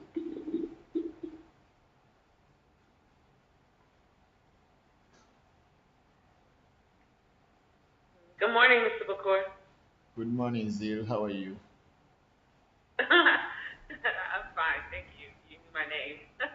Yes, I can hear your voice, and I know. uh, thank you. Yes. My question is, I'm just thinking about African American history or his history in the diaspora, and it makes me wonder. Like you said, like maybe 2 or 3 weeks ago, that some people have a gift of being able to go outside to the forest or to the garden or just outside anywhere, and they know which plants are good for things. There's some people who are born that way. So it made me think about certain spiritual practices and wonder, would a person need to be trained by another person who fully knows it in order to be able to do it right or practice it right or pass it on to someone else? And the reason I'm asking this question ultimately is about how it's kind of a question of what happens when people got separated and put over on this side of the world to African spiritual traditions, if they were able to maintain them or not. Would some people get a gift to just automatically know what to do? Okay. You see, when people were transported across the Atlantic to the New World, which is called America, or to Europe and then to America, it was not only bad people who were transported, and it wasn't only people who they say slave raids and all this thing. It's not only that. There were also people who were medicine people, herbalists, people who know about spirituality, people who knew about the herbs and all this. They all also came to the U.S. They may be also sold out as slaves, because supposing it is still during slavery time, and somebody who doesn't like me and captures me and sold me into slavery, that doesn't mean what I have in my head is gone. What I have in my knowledge, my wisdom is not gone. And if I survive and I did not die, that means when I am in my slave master's place and I'm going to farm, I can still identify herbs and can use them to help myself and help people who I want to help, or people who needed help. So the people who came into the Americas through slavery and whatever means were not just only empty-headed people. People came there, very well qualified people in their communities, and sometimes even maybe their knowledge and wisdom was what was too much for the community. That's why they were sold out, or they felt that they were like threat to the community, and then they sold them out into slavery. But then the knowledge and the wisdom that these people carry remain with them.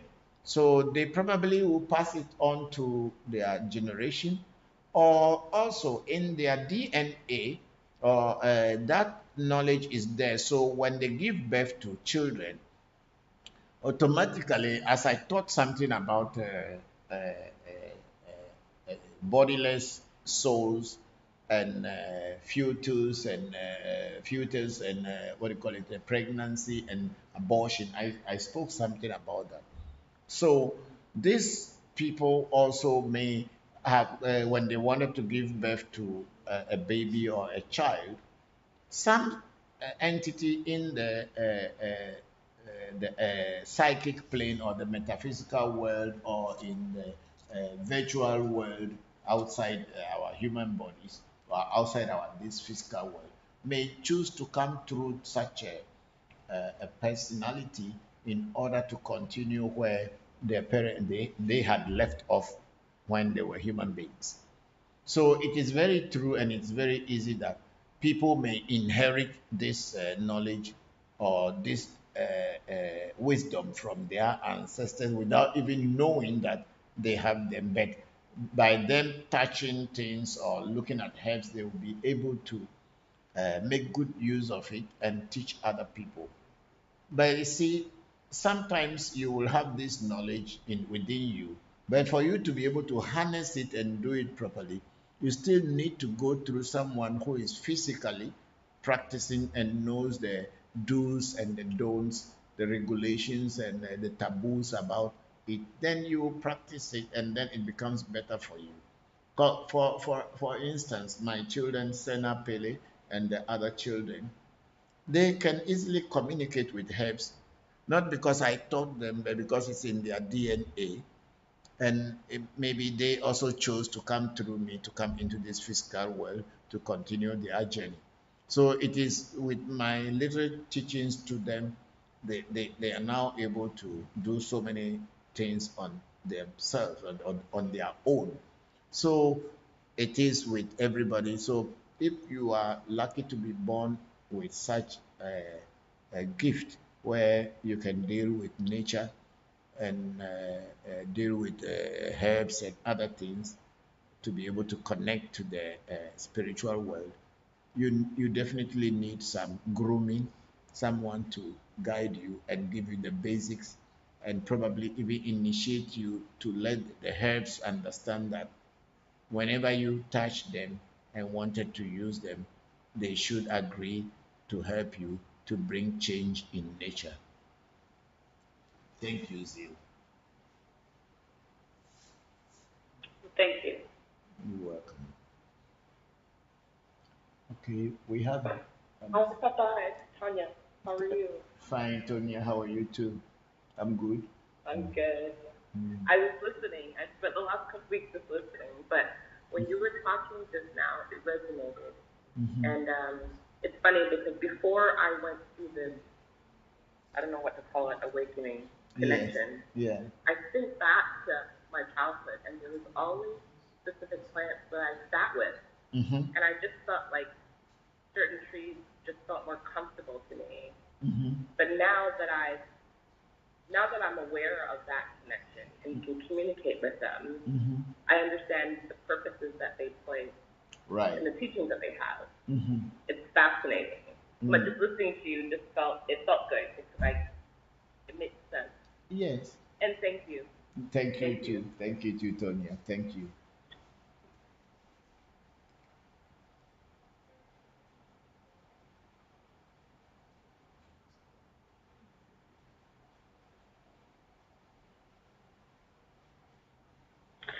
Mr. Bokor, I just want to uh, do a second part of my question, Go which ahead. is I think you focused on the plant part, the healing, herbal healing part. Yes. What about just communicating with Vodun? I mean, certain spirits or deities or that kind of thing. I mean, if over time people keep getting separated so that people have less and less time to become properly trained, what then happens when people have this gift that they might receive? I mean, just would someone be in your culture? Would someone be able to ever be a fully practicing priest, for example, if they were not formerly trained by someone who was a priest. Okay. You see, the reason why a lot of people wanted to, I guess, you say they get separated or getting separated, is because people are busy wanting to be respected. People are very busy wanting to make money out of other people. People are very busily trying to show others that they are better than them.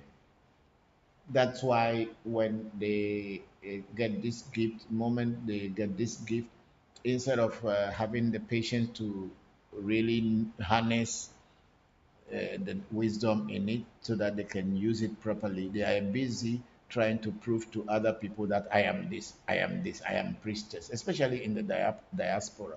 I am a priest, I am a priestess, I'm a baba, I am this. It is very common with the people in the diaspora that people are just busy trying to be respected or busily trying to make money out of other people by telling them that we are no more like you, I am a different person. But in my community, yes, it is possible that some people are gifted, and it is not they who make themselves priests. They don't make themselves priests. Because priesthood is only through initiation. You cannot just choose and call yourself a priest just because you know something. You must be initiated somehow.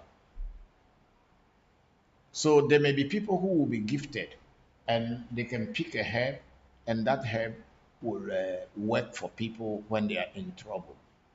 And then with that, people will start to recognize them that, oh, this person knows about herbs. But he or she may not be calling herself a priest or priestess until she goes through some formal training. But if she or if he or she does not want to go through formal training, yes, people still can go to such a person, but the person does not have the right to call themselves a priest or a priestess. See, the voodoos that we talk about, herbs are the ones that are used in making voodoos. In Ewe, there is this word called Ama Enye, means God, or or voodoo for that matter, is the herbs. It is the herbs that form voodoo. So if you know how to, you have knowledge about the herbs, if you know their combinations, you can form a voodoo that other people can come to.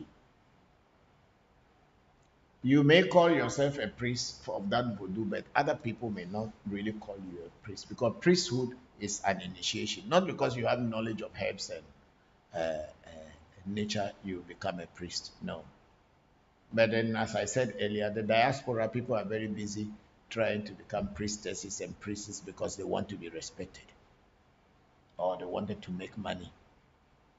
If they are not writing books and telling people what they learn, they are trying to tell people by wearing certain kind of clothing to tell people that I am a baba, I am a priest, I am a priestess, and all kind of things. We have been seeing a lot of them, and we have been experiencing a lot of them here at Africa Magic Temple too.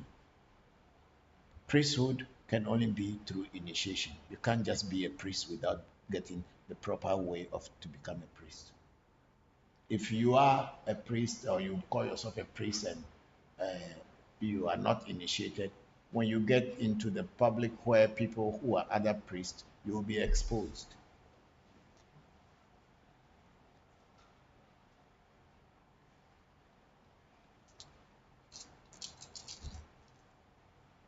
Okay, thank you. I think what I heard you say is that you shouldn't or you can't ethically call yourself a priest unless you have gone through formal initiation. That's very To true. that level. That's very true. You can't just call yourself a priest. What priest are you, and whose priest are you? Which voodoo are you priest of? We are not religious people. We are not Christians, whereby they say you are a priest and you are following Jesus Christ or you are following Allah. No, voodoo is not like that. Which voodoo are you priest of?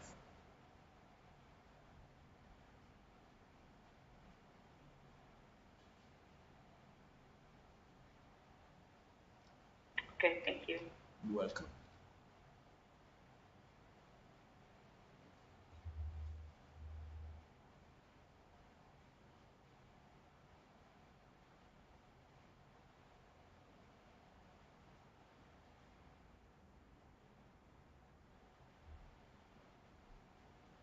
Okay, the Lali say is saying on Facebook, say thank you for the answer to my previous question. Please, my second question is, does Kamasa affect only the person who refuses to perform a needed sacrifice after divination, or it extends to other relatives as well?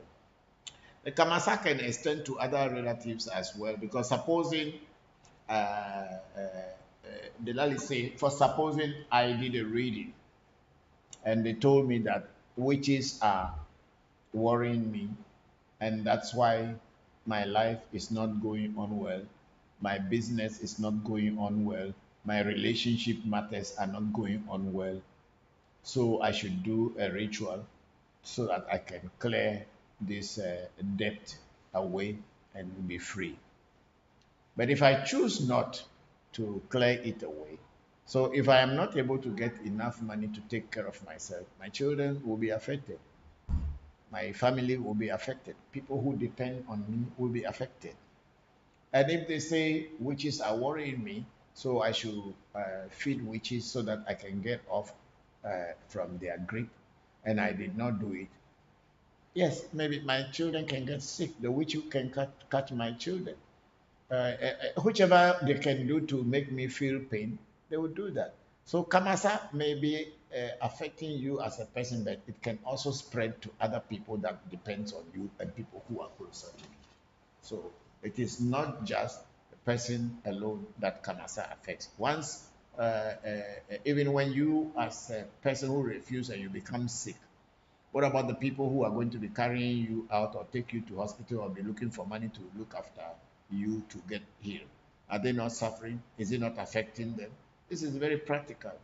You see, that's why I say, for me, I teach practical things here. I'm not teaching about Kemet. I'm not teaching about Egypt. I'm not teaching about anything else. I teach what is very practical and what is happening right now. So if you did a reading and you are supposed to do a sacrifice to get out of the situation and you did it, supposing you get sick and you don't have money because all your doors are closed and everything is blocked, and your people who are close to you, your dependents, cannot get anything, they have to go and borrow money from other people, neighbors or friends or family members to take care of you. Is it not affecting them? Supposing you had followed the rituals and you did them and everything is fine, would you have been sick whereby they will be asking money from other people or needing the help of other people to take care of you? This is a very straightforward thing. It affects people, not only you. Please lift it up. Let me get to Vivian. Yes, okay. Vivian Baka is saying, please, Papa, if I pray that anyone that wishes bad, wishes me bad, that may that go back to them, will that action come back to hurt me? No, you did not mention anybody's name, Vivian. We all pray that one every day. That whoever wishes us evil, evil should go back to that person. But we don't know who is wishing us evil or is not wishing us evil. For us, we are only telling the voodoo or the spirit that is guiding us that they should make sure that whoever plans evil for us, the evil should go back to such a person. We did not mention that the evil should go to Ajo or Kofi or Kosi or Komla. No, it is just a general talk. So whoever is wishing you evil, it should go back to the person. So you have not done anything. Hamku manye ejoju amel. Means if somebody is trying to destroy me and what is protecting me, fight that person. I have not killed you and I have not committed any sin or crime whatsoever anywhere because I did not know you. You attacked me, and my armor, my shield, is stronger and reflected whatever you are using to attack me, and it came back to you. What wrong have I done? No. So you nothing will come back to hurt you at all. So anytime you pray, pray for life for yourself, and pray for the life of your loved ones, and ask the energies that are with you that whoever plans evil for you, evil should go back to the person without mentioning anybody's name. Thank you, Vivian. We have Dr. Labi Cosmos here. Thank you very much, my brother. Greetings, Tokwe Enuledo. Oh, Amichiche Enuledo. Enuledo. Amerikamadi Enudo. Okay, before, how are you? Thank you very much for joining the session. We are juggling our minds here. Thank you. And if there's anything you can add to us, please do. You are very much welcome to the program. Then we have Telly Marie. Telly say, good afternoon, Baba. Hope you are having a good day. May you and your family have a wonderful week. Thank you very much, Telly Marie. Telly, we are very grateful and may the ancestors continue to open doors for you. May you have a very wonderful week too. Move up, let's see.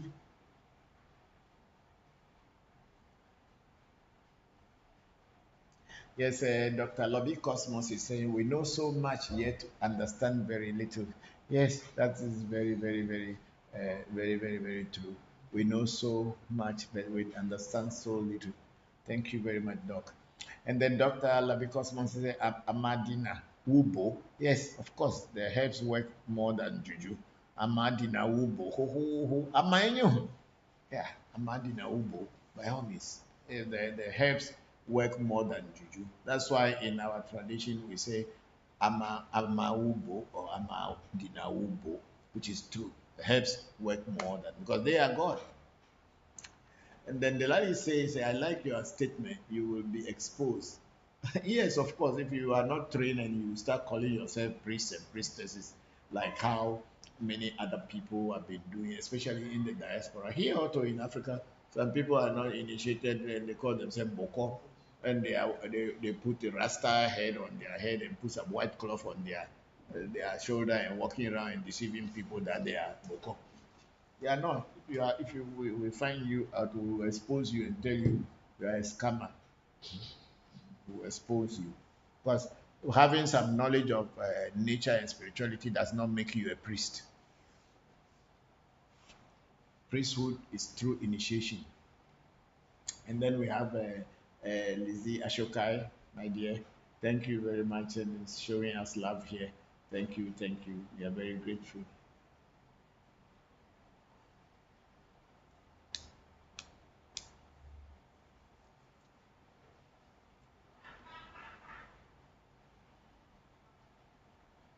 Okay, we have Benny Muswane here saying that in my country, diviners will often say one has a church calling or a traditional spiritual calling, and people are expected to choose either of the two. Do you have a thing called church calling? There is nothing like that, my brother. There is nothing like church calling. You see, Christianity is so fucked up in the sense that it's full of lies and tricksters, charlatans who are calling themselves priests. 2, 3 people can decide to become a priest on their own. One person can decide to call. Then if you ask him, he says it's God who gave him the power. See, this is that's what some of the people are bringing into traditional spirituality by saying that when they are in tradition, they say it was a calling. Who called you? Which Voodoo called you? So you see, I don't want to be negative, but it is really crazy when people say it's calling, and at the end of the day, you realize that they are just trying to cheat other people and collect other people's money. That's the calling. God does not call anybody anyway. And that calling, there is no church calling in our tradition. Nobody can tell you that even you can't go to a traditional priest and when they do a reading for you, so you should go to church and be preaching. Preaching what? Preaching what God? The God on paper, the God that you have no relationship with, you'll be preaching. No, there's nothing like church calling. It's Christians who created all these kind of things.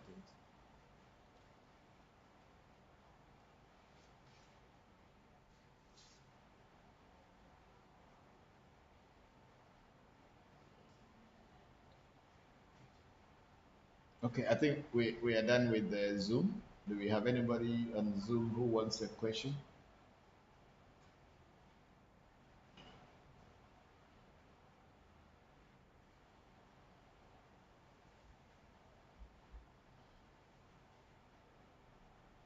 think we are okay. Okay. Antonio, if you are still on and you have any question, you can go ahead and ask me. Mauli is not here yet. Eh? Oh, he should come because I call his phone and tell him that Papa said he should come now. Because we have so much.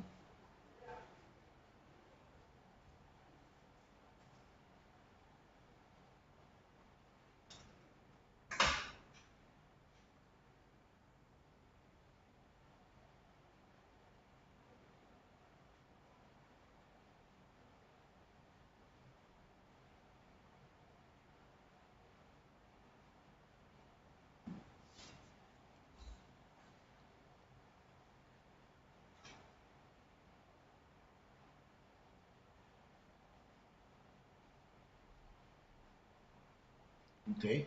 Okay, so now that we don't have any question. Yes, Antonio, go ahead. Yes, Antonio. Yeah, I was thinking that someone was asking me, like, if it would be possible to trace when the other people adopted the Afar divination system.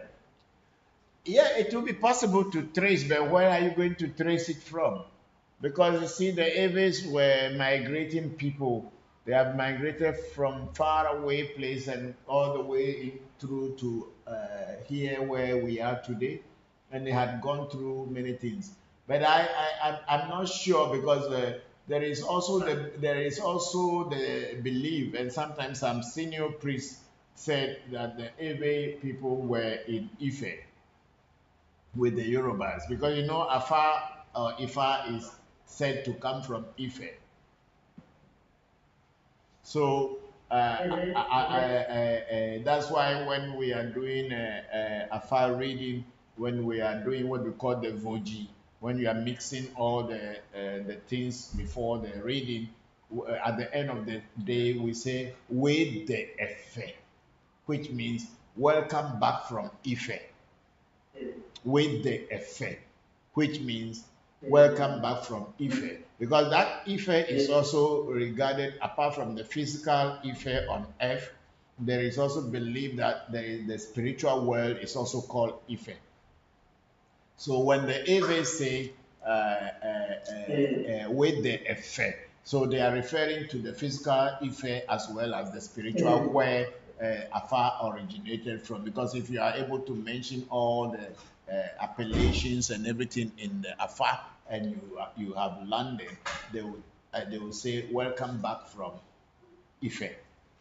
So I believe very strongly, maybe during the time that our ancestors probably were in that part of the world or Ife, that is when they have adopted the Afa reading or Afa as an oracle. Because the Aves have what we call Yeve. Yeve. I think you have heard about it before. Yeve. Some people call it Yewe Yewe. Yeah, but the word is Yeve. And the word Eve is the word of the people. It's not Ewe, but it's Eve. But because the word Ve cannot easily be pronounced, that's why people are using W to represent it by saying Ewe people. But the word is Ve. So the Eves have our own traditional spirituality, which is Voodoo. And having the knowledge of nature, herbs, and how to use it to live in harmony. So the Aves have what we call Yeve. And it is also similar to Ifa or Afa, but it is limited to the Ave Vodus, like Voodoo Da, Voodoo Hebiaso, and all these things. So the Aves call what do you call it? The Aves call the Yorubas Afa Anagofe Yeve. It means the Yeve or the voodoo of the Anago people or the spiritual practice of the Anago. And the Anago people in every language is the Yoruba. The Aves don't call the Yorubas Yoruba. We call them the Anago. So when we are doing a file reading, we even after calling all the deities in the Ifa or Afa, we get to the point when we say Anagofe Yeve. This is the Yeve, or this is the spiritual practice of the Nigerian Yorubas or the Anago people. So the Eve has identified that this thing came from the Yorubas, that it is not originally Eve. So in that alone, that proves to us that our people had learned this thing from the Yorubas. Some people would want us to believe that the Afar came from Kemet, but I don't know whether they have any history of Afar in Kemet. If it was, then maybe it was from the Yorubas.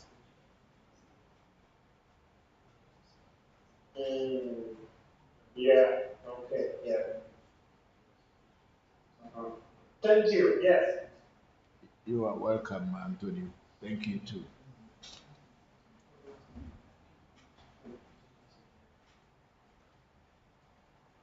Mr. Bokor, can you hear me? Yes, I can hear you, Zero. Yes. Oh my gosh, I'm so happy you said what you just said just now about if it wasn't Kemet, then maybe they got it from the Yorubas, Yeah. because I just feel like it just turns the whole picture a different direction than most people look at it. Yes, even if it was at Kemet, then it was from the Yorubas. Because the whole oracle is in Yoruba language. So how could it be anybody else? Yeah. The oracle is in Yoruba language. So if it was in Ewe language, the Eves would have been Ewe words. But if it is being called in Yoruba language, or we have adulterated the Yoruba language into our Ewe adulteration to Ewe to suit our people, but even that one is still showing that it is Yoruba origin. So if it is not from the people didn't get it from Nigeria, they got it from Kemet, but even then it will be from the Yorubas, because it was not only one group of people that were in Kemet; all other people were in Kemet. Mhm. Mhm. I have a question about massage traditions, and I just wondered if you know personally, if you know of any traditions of massage from your culture or any other West African culture that have a name. I've been trying to research this for a long time, but I've never been able to find a term. The only thing I've come across is I think the Senegalese have like a practice where they massage a baby's head to shape it a certain way or something like that. But We I all, just wondered if there are any we full all body do. traditions. All African countries do massage the baby heads, and even pregnancies are massaged to let the child turn properly for easy birth. Mm. These are done, but because of today of modern what do you call it, health systems, the old system is dying off, and you may not find anybody who will do that kind of thing. When a woman's pregnancy, our mothers could understand that this pregnancy is in trouble, and they can massage the baby until the baby's head is turned down and all these things. But these practices are dying off because of modernization. But the AVs do massage, and but not everybody in AV culture just can start and say I'm a masseur or I want to massage people. The massage is actually giving twins, mother of twins, people who are related to twins are naturally believed to have the gift of massage. That's why when somebody has got a fracture or a broken limb or whatever, usually in our culture, they will let the mother of the twin or twins to massage so that it can set, because twins are believed to be spiritual beings or spiritual children born. So we adore them, we pay homage to them, and that the people believe that twins have the power to massage. So when you even until today, even in this modern society, when somebody got a broken limb or whatever fracture or whatever, they will tell you that, oh, let go to a twin's mother to massage you. So we have, and baby heads are always massage at birth so that the baby's head can form properly.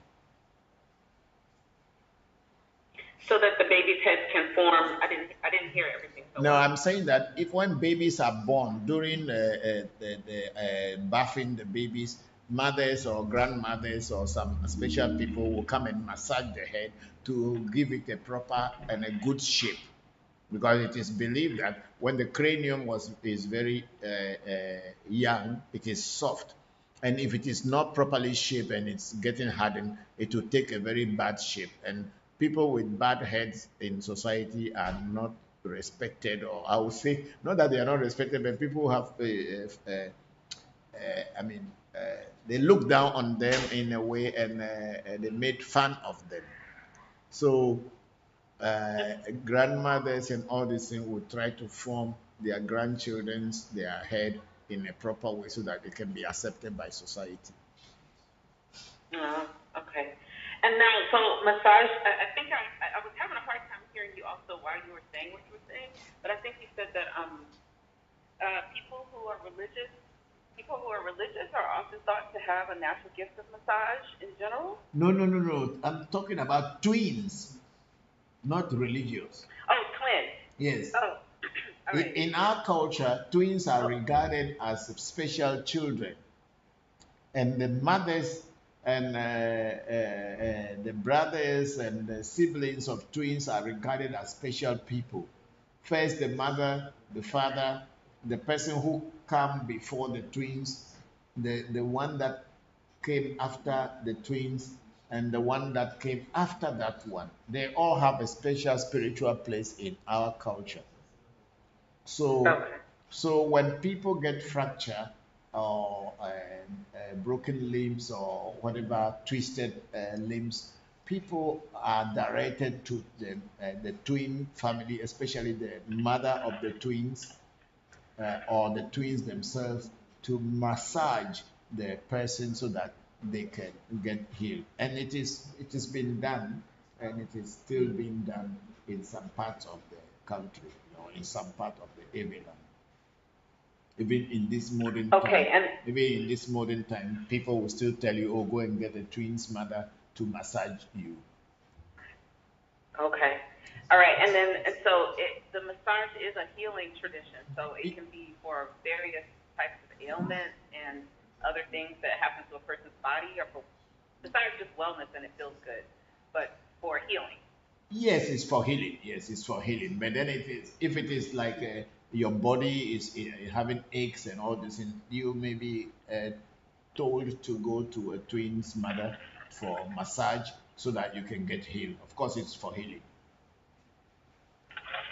Okay, and then what is the name of it, the massage tradition? I don't know what name. I cannot remember a name on it, and we don't call it.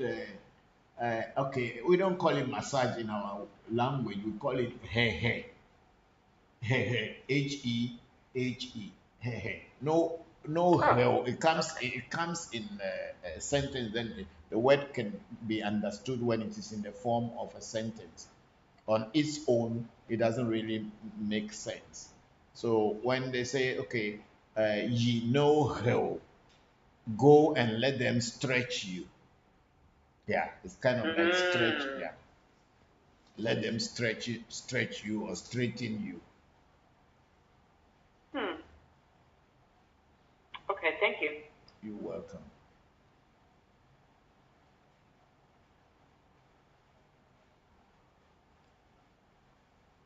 Is Baba Craig putting his hand up?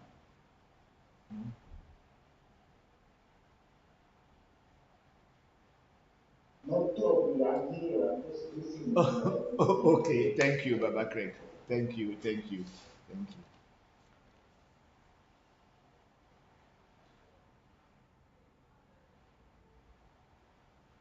Okay, I think Dr. Labi Cosmos is here again. I was once a preacher, but when the ancestors set in, they path the ways clearly. Of course, most of us had started from Christian background, but when the truth becomes clear, you definitely leave the church and follow the path of the ancestors, because that's where truth is. Yeah, thank you very much, Dr. Labi Cosmos. Yes, when the ancestors decide to call you, yes, but then I mean that church calling is all kind of scam. People deceiving each other. One man get all the money, then the rest are suffering. Deceive you, tell you stories, and you come and say you see, you should come and sow a seed, you should come and give tithe to God, and God does not eat money. God doesn't use money. The pastor will be living in a very good house, and church goers will be suffering. And if a pastor is sick, they will ask every church member to contribute money to help him and his wife and children. But when you are sick, then the pastor will say, "Let's pray for you." Ah, is it not scam? Is this not scam? Anyway, thank you very much, Dr. Labi Cosmos. And we were all priests at one time who were in Christianity before becoming what we are today. Thank you. And then Vivian Baka was saying, Papa, please, Papa, do you know why some people are scared of Aves in diaspora? And they always say that we are witches and wizards. We have the knowledge of God. Vivian, there are so many people in this world who have spiritual practices, very authentic spiritual practices. But the truth is that the Aves of West Africa, the Yorubas of West Africa, and then other tribes, the Beni, the Igbos, and all other tribes, are very unique people. And for the Aves, because of this voodoo that we had been born into, whether we like it or we don't like it, it is an identity of an Ave that we are, our ancestors were voodoo worshippers, or they were the ones who brought voodoo into the system. So these two spiritual disciplines, Ifa and voodoo, had made its way into the diaspora. And we will say that through the transatlantic slavery, that this became more popular, because a lot of priests were also taken away. A lot of people who were connected to voodoo and connected to Ifa were taken away into the diaspora. And then when they were in the diaspora, they had to stand for themselves. They have to find their own way to survive and also to know how to connect to nature. So that has already been there. So when you say you are an Ave, everybody expects that you should be very spiritual and you can will the nature to do things, and nature will do. Because that's the key in voodoo, to be able to have a strong willpower to speak to nature, and nature responds to you. You see, just last week, a thunder has struck one young boy of 17 years old, and at Ho, the Volta regional capital. The young boy was selling coconut, and then with his friends, and just a young boy, maybe he was in school, high school, and probably they are on holiday. He was trying to sell coconut, and then as if rain wanted to fall, not, and then thunder just strike and kill him flat. And the thunder, the other two friends also fell down, but they were taken to hospital and they were okay. But this particular coconut seller boy, he died on the spot.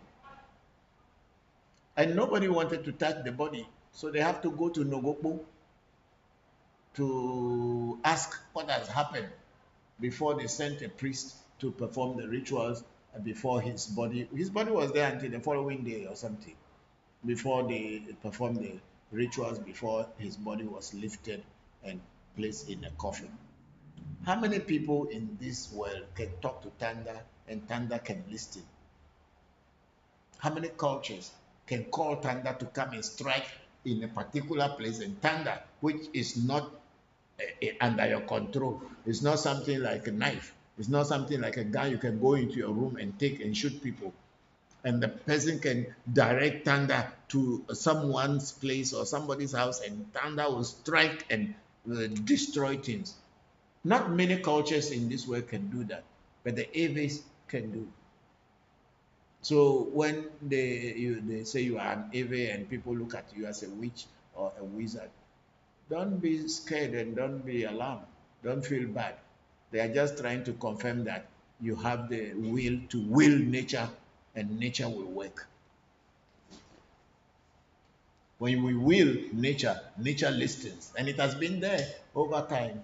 When the people are talking about Hebia, Sovodu, Agboloso, and all these things, it think that if the voodoo was not working, people will be mentioning the name. We are not going to be dancing around any fire. We just put one or two leaves together and call some name, and then before you know, thunder will just lightning will just come in the sky, and then you see. I remember one time when I somebody stole my drink. We were doing a ritual in my village, and somebody stole my drink. When I took my axe, this axe that is drawn behind me, the real axe, when I took it up and I wanted to strike the ground, the clouds just gather black immediately, and people ran and came and held me that I shouldn't strike it. But if I had strike that axe down, thunder would just come and then destroy the person whoever took it. So we have the power, we have the knowledge and the wisdom of nature and how to work it. So don't be worried that when people say things, don't bother. Just be peaceful and go your way in life. And when people plan evil against you, let it go back to them. Yes, let's move up. And then the Lali say, saying, frankly speaking, there are a lot of scammers claiming to be traditional priests, and they are really scamming innocent people who need solutions to their problems. Yes, I agree with you, Delali. I'm very, very 100% in agreement with you.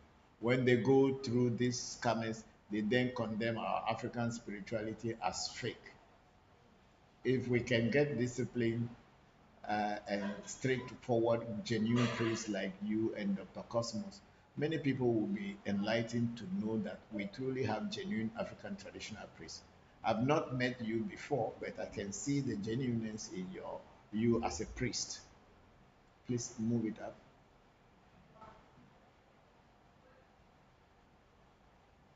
I can see the genuineness in you as a priest. Please permit me to use your platform to congratulate your brother, Dr. Cosmo, for his good works. You two are really doing good of our ancestors. It is my prayer to meet you one day to learn more on my study of Afar. Thank you.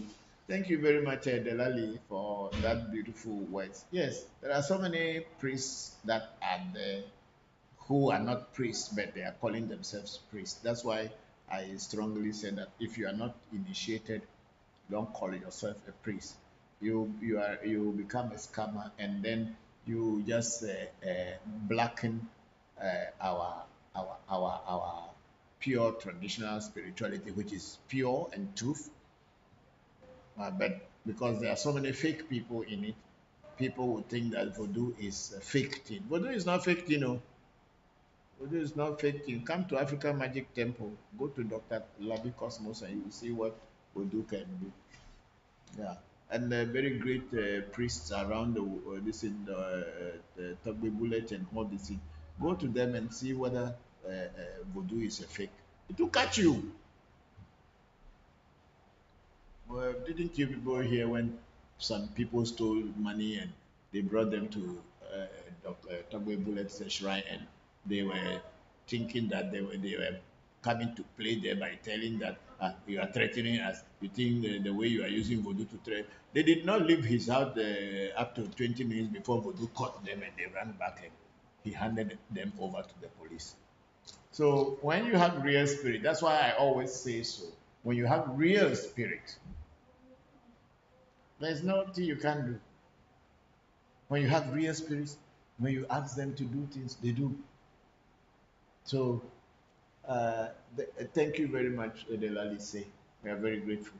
And then Dr. Labi Cosmos said twins possesses powerful spiritual energies, and if the parents knows their do's and don'ts, their pros and cons, such parent can tap into these twins frequencies for their goods. Thank you very much, Doc. Yes, because the twins possess a very powerful energy, so it's up to the parents to know how to tap into the frequencies of these twins and use them for the good of society. Thank you very, very much. I'm very, very grateful, Dr. Labi Cosmos.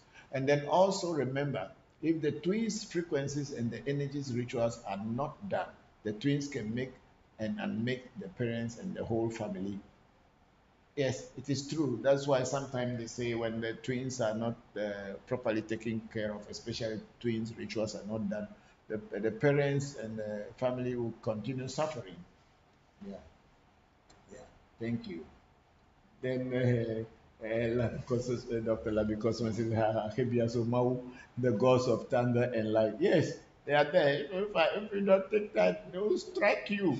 Whenever they have the key, yeah, small leaf, small herb they'll put down now and talk one word, and you see thunder make say, bye! Then you know say something there somewhere. That's herb, nothing more. Vivian Baka say, thank you, Papa. I'm proud to be Eve. Yes, sure. We are all proud to be Aves. Thank you. We thank our destinies to bring us through this line in this lifetime. Thank you.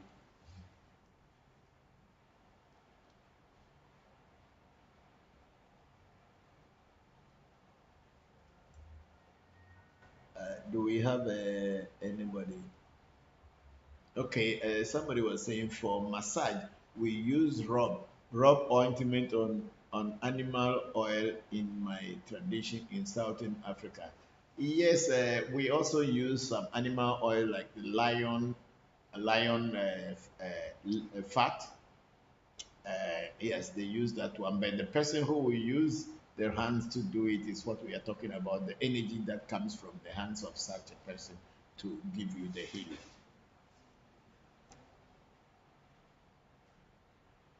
I think Benny Moswane sent that one. Yes, we also use rub. We use some animal fats, lard, especially lion lard, to massage people. Yeah. Thank you very much, Benny Moswane. I'm very grateful.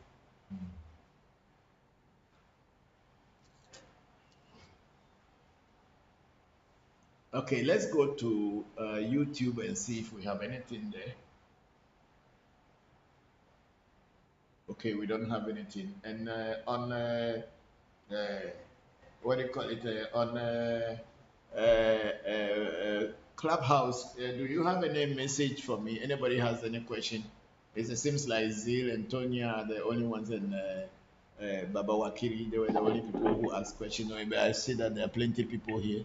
Okay, not many here now. Papa, please, I had a question. Yes, Nuku, go ahead. This is more of something I was thinking about, from reading and hearing something. For a lot of people who are Christians, I've realized that sometimes talking to them directly about African spirituality, it evokes some kind of emotional and sometimes psychological response because they've been hearing the Christian message for so long.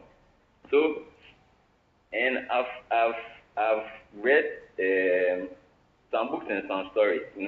It talks a lot also about where a lot of these characters in Christianity are coming from. Like they talk about like the ISIS, the horrors, and so on and so forth. They also talk about looking at the Christian story from the real sources. Some people also claim that the Bible, some parts of the Bible are African stories. So I was wondering, what do you think? Which is a better strategy? Is it good to directly talk to them directly about African spirituality, or talk to them from the angle of like real spirituality, from understand the Bible from an African spiritual perspective, and telling them the real history and then the life and then as well as the truth in the Bible, as sort of like a journey for them? Okay, Nuku, that's a very interesting question. But you see, one thing, religion is different from spirituality. A lot of people are religious and they misunderstood it to be spirituality. A lot of religious people think that they are very spiritual. They are not.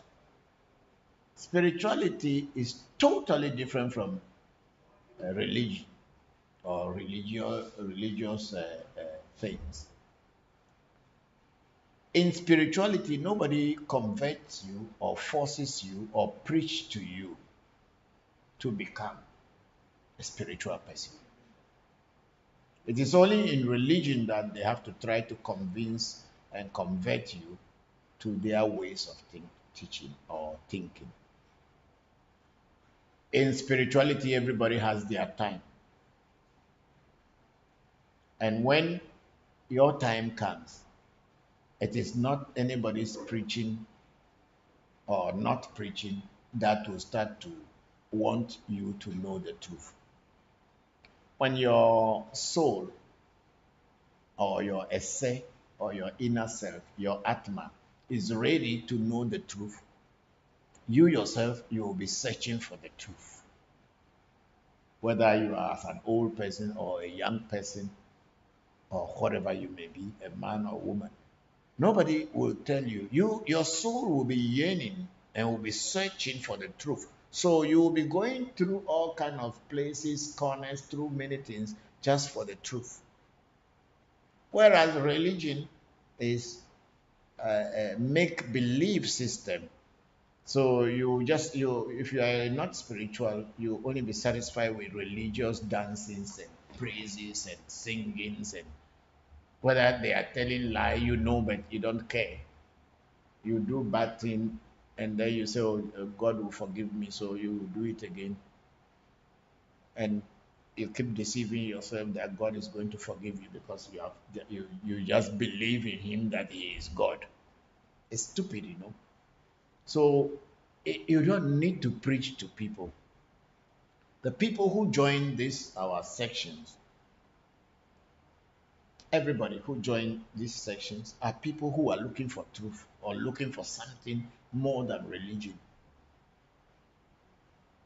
Their inner selves are hungry for truth, to know what is life and how to live life.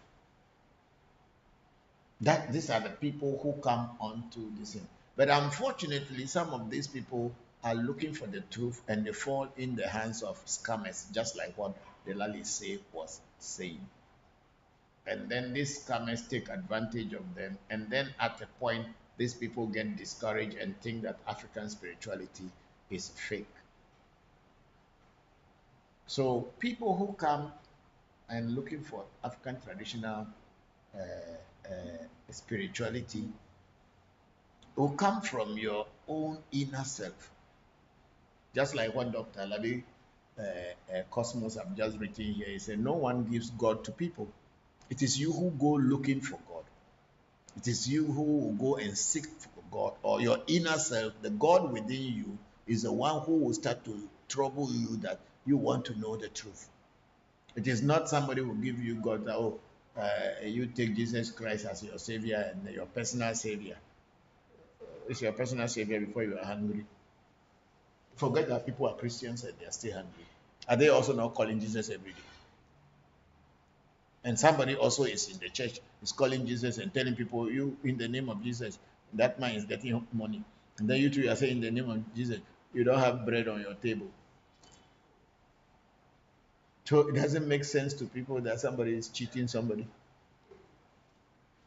So African traditional spirituality is not something you have to convert people into or try to preach. That's why I kept telling people that we Africans don't have religion. We have a traditional spirituality, which is a way of life. It's not a religion. But the Western people wanted to make everything, if it is not Christianity, then it is Islam or it's a religion. African traditional spirituality is not a religion. You don't need to convert anybody. If I sit down here and I'm asking people to ask me a question, I'm not convincing and converting anybody. I ask people to ask me the questions that are disturbing them, things that they don't understand about African traditional spirituality. That's what I'm just trying to explain. What people do not understand about voodoo, that's what I'm trying to demystify and explain to them. I'm not converting people to come into African traditional spirituality, because you cannot come into African traditional spirituality if it is not your time. If you are not ready, if your inner self is not ready, your soul is not ready, you cannot come into it. So people who had seen other people joining Ifa groups and all this, and then they also join by white cloth and make big headgear and dancing, maybe they are just following in Christian tradition. But people who are really looking for African traditional spirituality will look for it in its real form, because their inner selves will not rest until they find it. Thank you, Nuku. Thank you, bye-bye. You're welcome. Don't waste your time trying to convince anybody. If it is their time, they will find their way. Okay, bye-bye.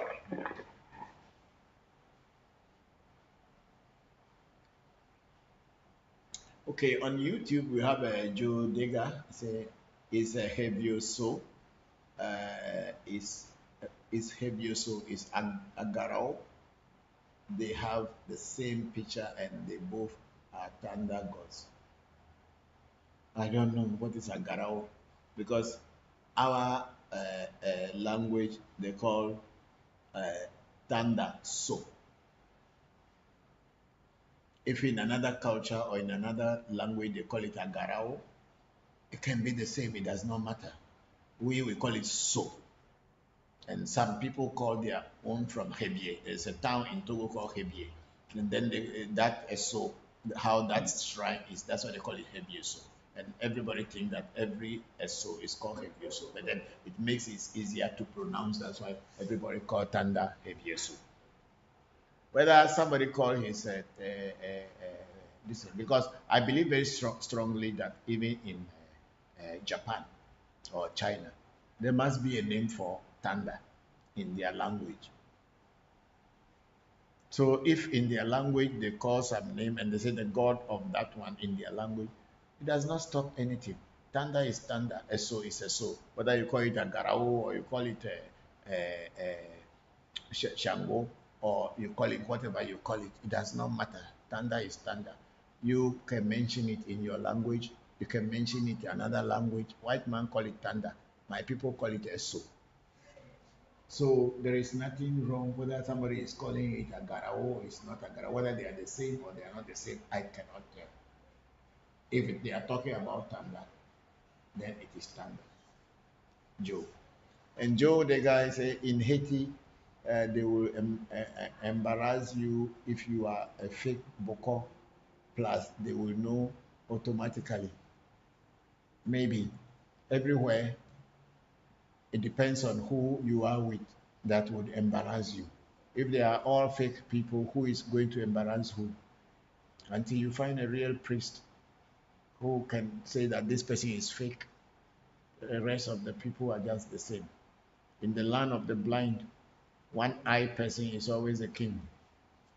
So that one, it is not because it is in Haiti they embarrass people. They have fake priests in Haiti too. They have fake priests in Haiti as well. It's not that I'm talking about general things. Not that in Haiti every priest is authentic. They have fake priests in Haiti also. People who act, people who pretend to be possessed. It's all there too. Say the Joe Dega went on and said a Bokor always have a sidekick that help the Bokor. That sidekick is still not Bokor, even if he learned everything the Bokor is doing. It might even know more than Bokor. Okay, I don't understand. We don't have that one in here. In Ghana or in Ewe Voodoo, that is the original of Voodoo. There is nothing like a sidekick. If you are a Bokor actually is not necessarily a voodoo priest. Maybe I have to make this one very clear. A Bokor is not necessarily a voodoo priest. The word Bokor in our language is someone who has been initiated into Afa. You can have a lot of voodoos with you. If you are not initiated into Afa, you cannot be called Bokor. But most people do not know this. That's why they call anybody who is just doing spiritual work or being a huno or vodusi.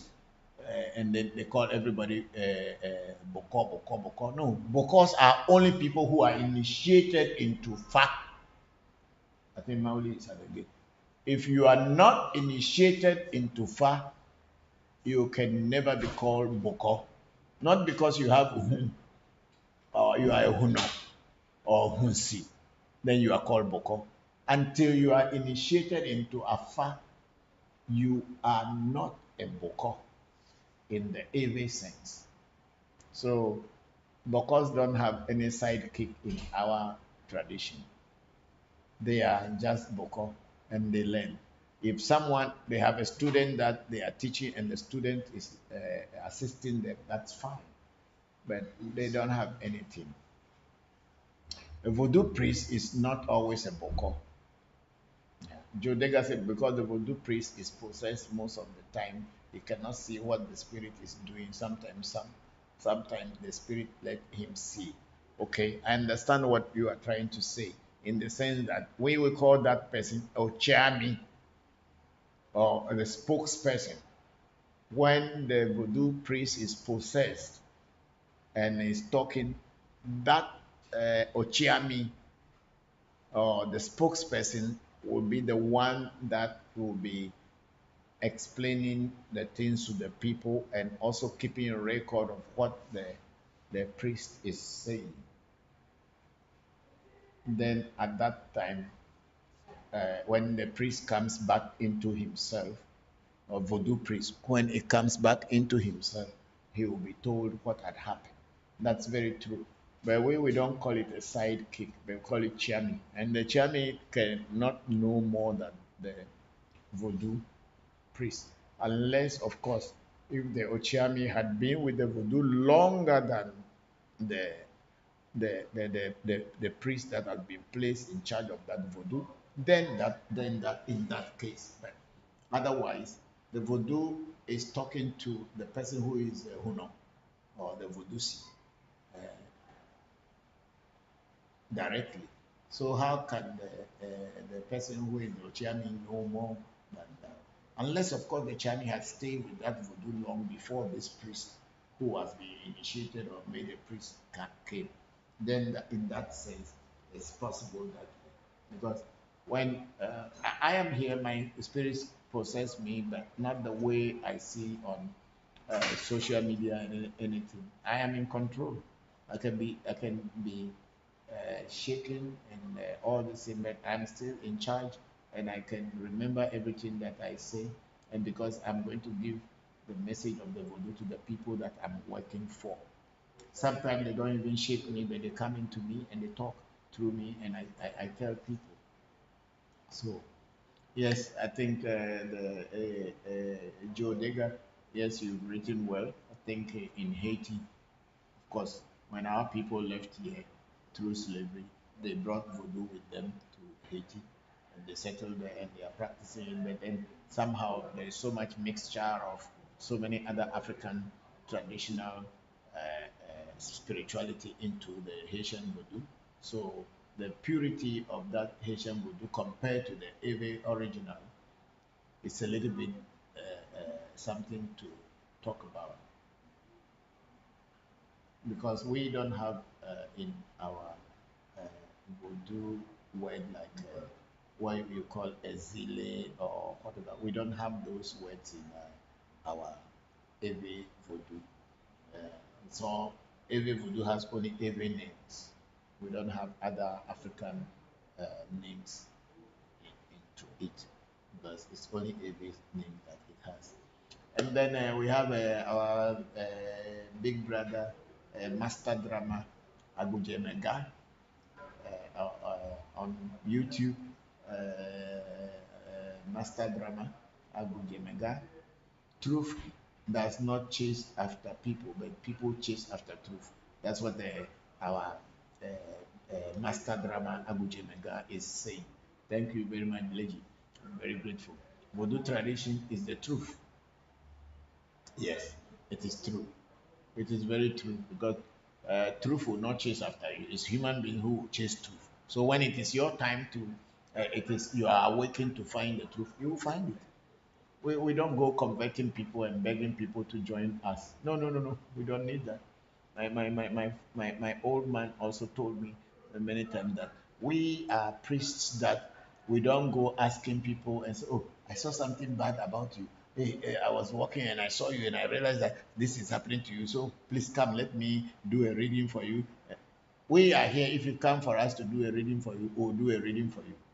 And after we do a reading for you, or after we did a reading for you, if you want to come and do the rituals, we will do it for you. If you don't come, we will wait because it's your problem after all. We are only readers. We are only telling you what we saw. And if what we saw relates to your problem and you don't want to come and do the rituals, we will not force you. We will not put any pressure on you. It's only a fake priest that will keep calling you every day and say, why are you not coming to do this thing? It is not the priest's problem.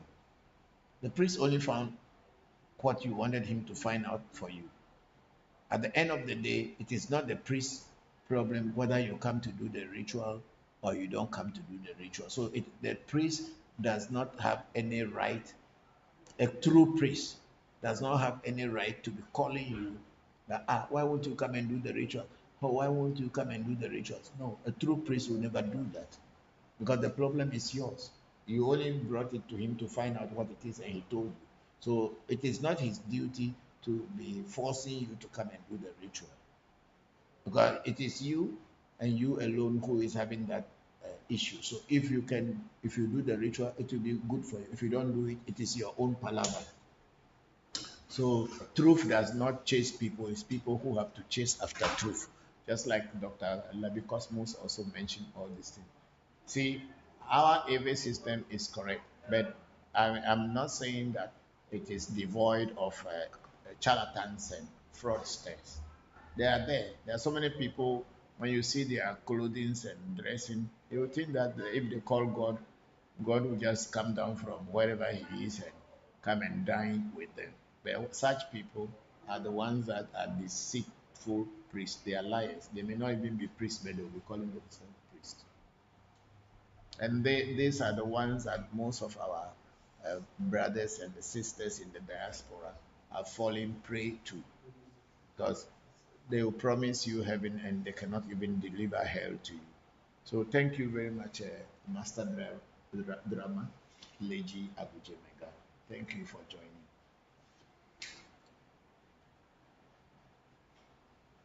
Okay, there's one there. Dr. Labi Cosmos is saying the God is already within us. If it is time to wake up, no one can cast him or her out. It behooves you us all to know ourselves. Thank you. That's the truth. It's already within us. When it is time for you to awake, you can't run away. Oh. Hey, people are running away they say they should be a priest, voodoo priest or priestesses, then they run away to church. It will catch you from church and bring you home. If it wants you, you can't run away. It's not like you'll be a voodoo priest and proper voodoo is with you. And then church God will catch you from shrine and take you to church. No, then the voodoo you are with is not correct. But voodoo can catch you from church. You can be even pastor to bring you down. You until you become you will not have peace. It can catch you like that. So the truth will catch you. Thank you very much. And then we have the Lali say, Papa, from the answer you gave to Brother Nuku, I have the same experience. I remember when I was young, my dad used to take me to our hometown during festive seasons. And I do see our Toboko, who is a brother to my dad, sitting on a mat and he will be throwing something. And because I was a kid, I had no idea about it. When I grew up and I then got to have knowledge about Afa, one day my inner self prompted me to learn how to do Afa divination. And when I informed my dad and my uncle that I want to learn how to learn divination, they were both surprised to hear me telling them that. So when my uncle saw my seriousness, he then started teaching me, and I'm still under his guidance. So, as you said earlier, nobody forces anyone to learn his or her tradition. When the time is due, the person himself will approach the elders to learn. So, you are really telling the truth. Thank you very much, Delali say. Yes, because the truth is always the truth. Yeah. No one will force you. Why should they force you?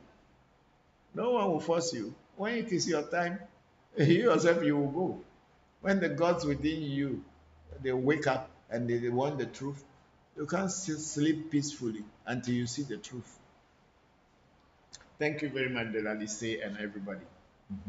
So, where are we going to get another question from?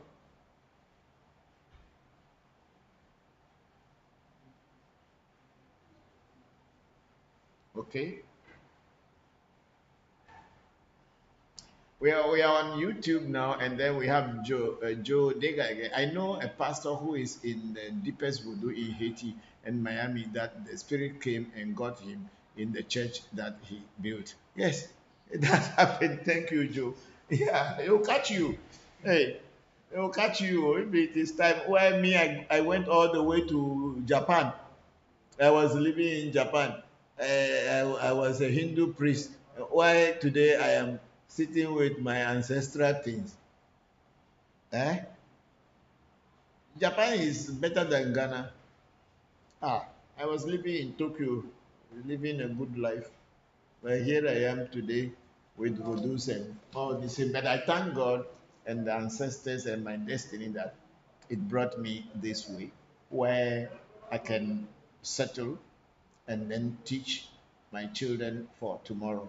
And the way my children have interest in this, I know that there is tomorrow for this our tradition of voodoo because naturally my children all have some interest in it.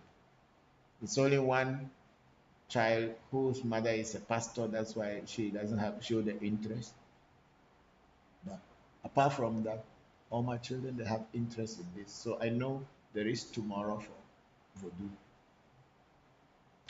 Because and it is because they brought me here to settle and nurture my children so that they can be the voice of our tradition in the future. Thank you very much. And then I think there is no this in, and then okay, we have Joe Dega. He told the pastor to go straight home and open up his voodoo place. That pastor, okay, okay. Let me start from top there. Yeah, okay. Joe Dega was saying the pastor was driving and the voodoo spirit flipped the car upside down, killing everybody as except the pastor. Then the spirit possessed the pastor. Then they went to the hospital. At the hospital, the spirit possessed the pastor and told the doctor, "Do not touch him, or he is going to kill the pastor." He told the pastor to go straight home and open up his voodoo place. That pastor is one of the most respected voodoo priests in Haiti today. Oh, thank you. The video is on YouTube, but you guys probably wouldn't be able to understand the language of him telling the story and showing everything. Okay, maybe somebody will understand French, and if it is in French or in a Creole, and so definitely somebody will understand, and maybe they can translate to us in English. So thank you very much, Joe Dega. We are very grateful. We are very, very grateful because voodoo is the law of nature. Yeah, it's like the karma. When it decides, you cannot run away. That's why when you are with voodoo, try to be with clean heart. I'm not saying you will not have temptations. You will have temptations and all kind of things, but at least try as much as possible to be with clean heart. So the video, it said Joe Dega said the pastor built his own Methodist church and had to leave it and build his voodoo house. He has so much kids, which mean learners, people under him, and the kids took over the voodoo and he could relax. Oh, good, good, good, good. That's what I'm saying. That as I'm doing now, I thank God that I'm back home and I'm teaching.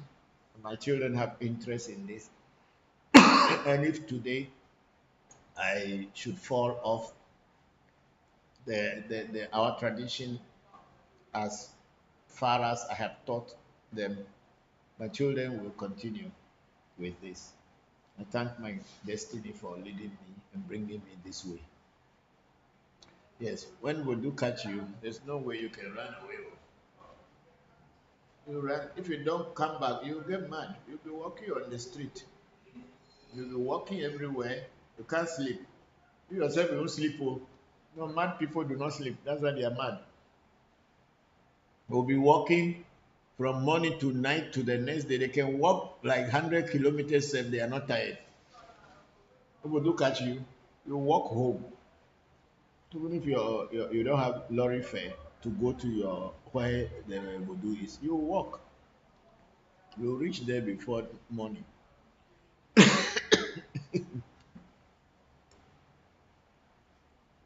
Thank you very much, Joe Dega. We are very grateful for all the contributions. We are all learning. Yeah. And Dr. Labikos Moses Togbe, what is your take on the herbs going into hibernation, FMA? That one, they say voodoo has gone into FMA.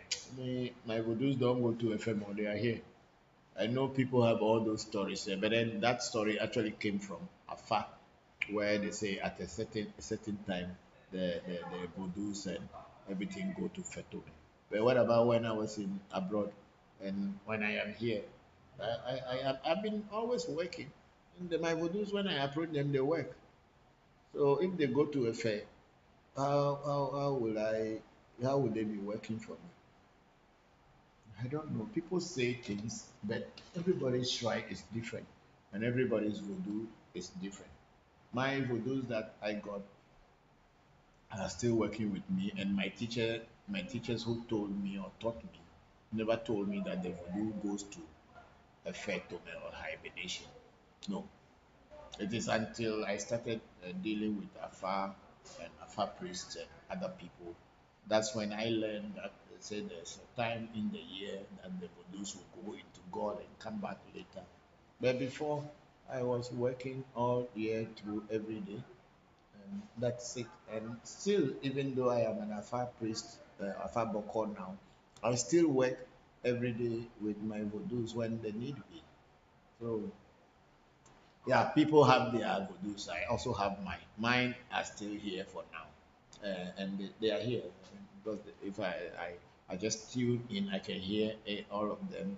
Anyone that I tune into, I can get information from them. If they are here, they will say, and they are telling me they are here. So it's not like my account has not gone anywhere. Don't know whether you get any photo anywhere you go. And so it's here. I think we all have different kind of spiritual voodoos, or we all have different voodoos. So maybe because some of the voodoos at my shrine, I created them, I brought them in. So it's not from anybody. I created them, and they are working. They didn't tell me they are traveling to anywhere. Not yet.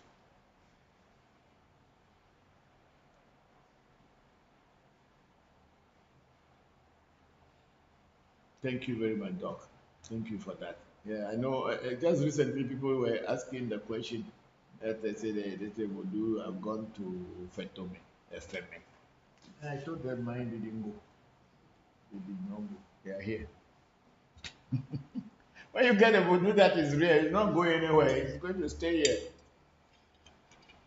If there's something that is disturbing the voodoo, Afa, you can use Afa to ask the voodoo, and the voodoo will tell you that yes, this is not correct, that is not correct. Because we are human beings. Sometimes we make certain mistakes when the voodoo is not very happy with us, or our vibrations have changed, and that doesn't go in uh, uh, uh, equilibrium with the voodoo's vibration, so the voodoo will not be very happy. And if you ask it to do something, it may not do until you fix yourself.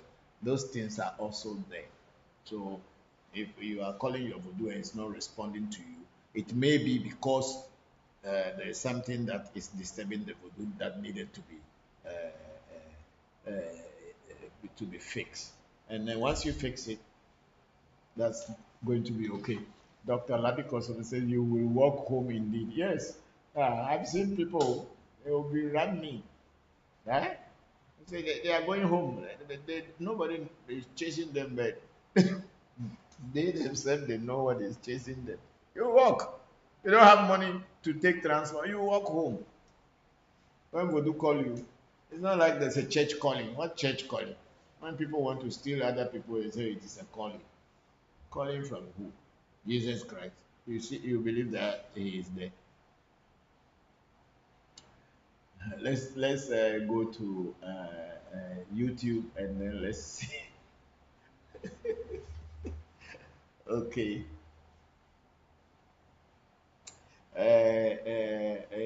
Jodega is in Japan. That is like when then Christian people say they are going to Galilee. Yeah, they should go. We don't go to Galilee, we go to our village.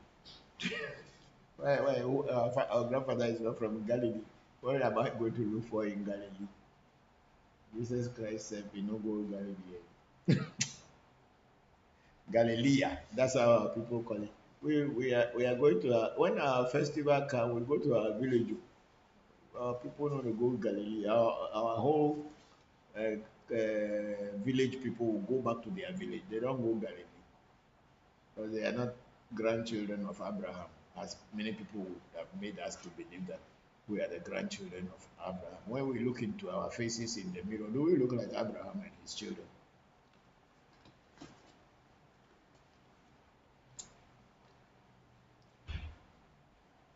Okay, so we are getting closer to the end of the program, right? Okay, Toby Labi Cosmos, thanks for your explanation. Akpe now, Toby, thank you very much for joining and adding some spice to our program today. I'm very grateful.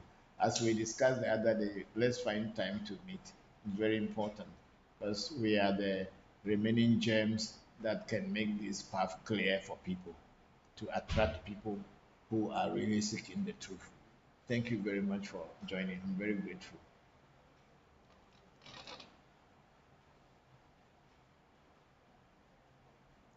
Let me let's see Mauli and see whether he's fixing the things. Okay, anybody on Clubhouse wanted to say anything? Or on Zoom wanted to say anything? Because we are getting closer to our closing time. Yes, so I want to thank you for all your words. It is very, very knowledgeable and good to learn all these things. I thank you very much for sharing with us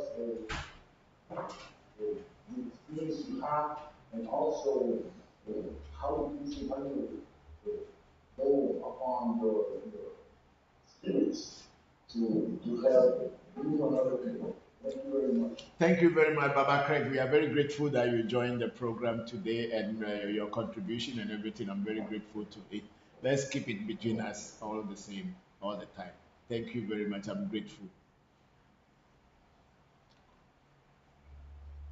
Okay. Okay, so we are continuing now. Okay, hey, I wish you well and all of you in the program. Thank you. Ashe. Thank you. Ashe. Ashe. Beautiful. Thank you. Okay, so where are we now? Okay, Danilo is back. Danilo Imberile said, Papa, how much will it cost to do ancestral feeding during your mid-year ceremony this year? Thank you.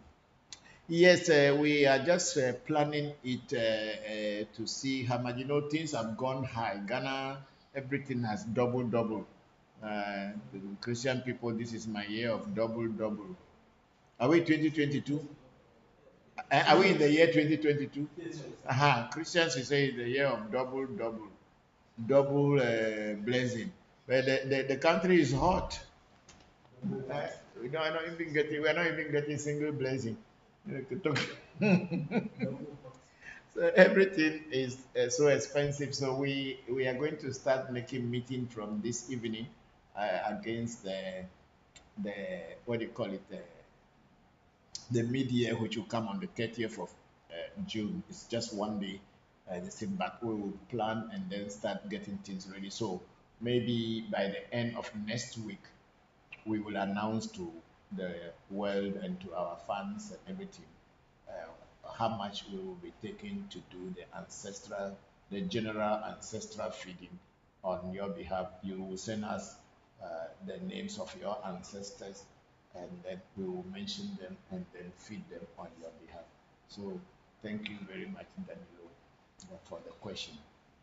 And then Joe Dega is saying, I meant to say they do not go into hibernation. Hibernation is for animals like bears. Yes, that's very true. That's very true. But there's some people say so that they go into, we don't call it in our language hibernation, but epheme means they have gone back into godhood.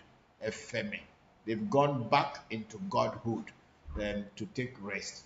But I don't think spirits rest. I don't know, but I don't think so. So far, I've not seen spirits who are telling you we are taking rest, so go and come back. No. If your priest want to deceive you, they will tell you the voodoo is not working today. And sometimes those kind of people, maybe there are 2 or 3 people, they are hiding behind curtains and all these things. So if one person is not there, then they will tell you the person is the voodoo is not working today. Yes, of course, we have days that are not good for spiritual work, but those days, even if they are not good for spiritual work, they can still do readings and divination. So the calendar, we have a calendar that some days are bad days for spiritual work. So,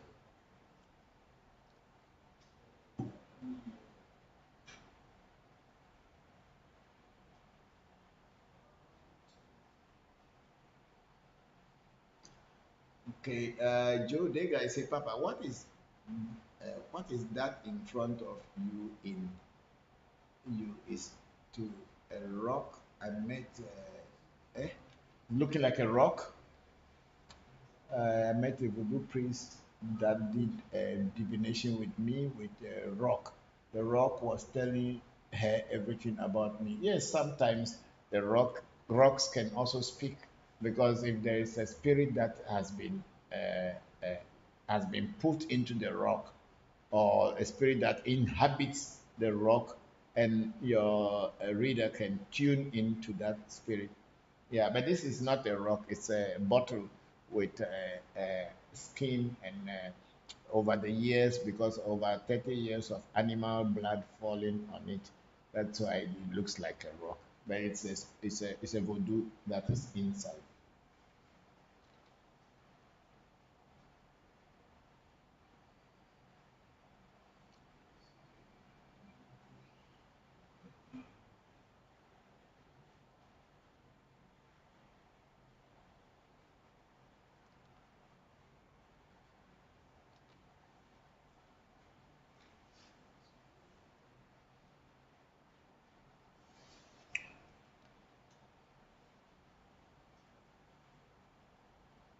Are we done?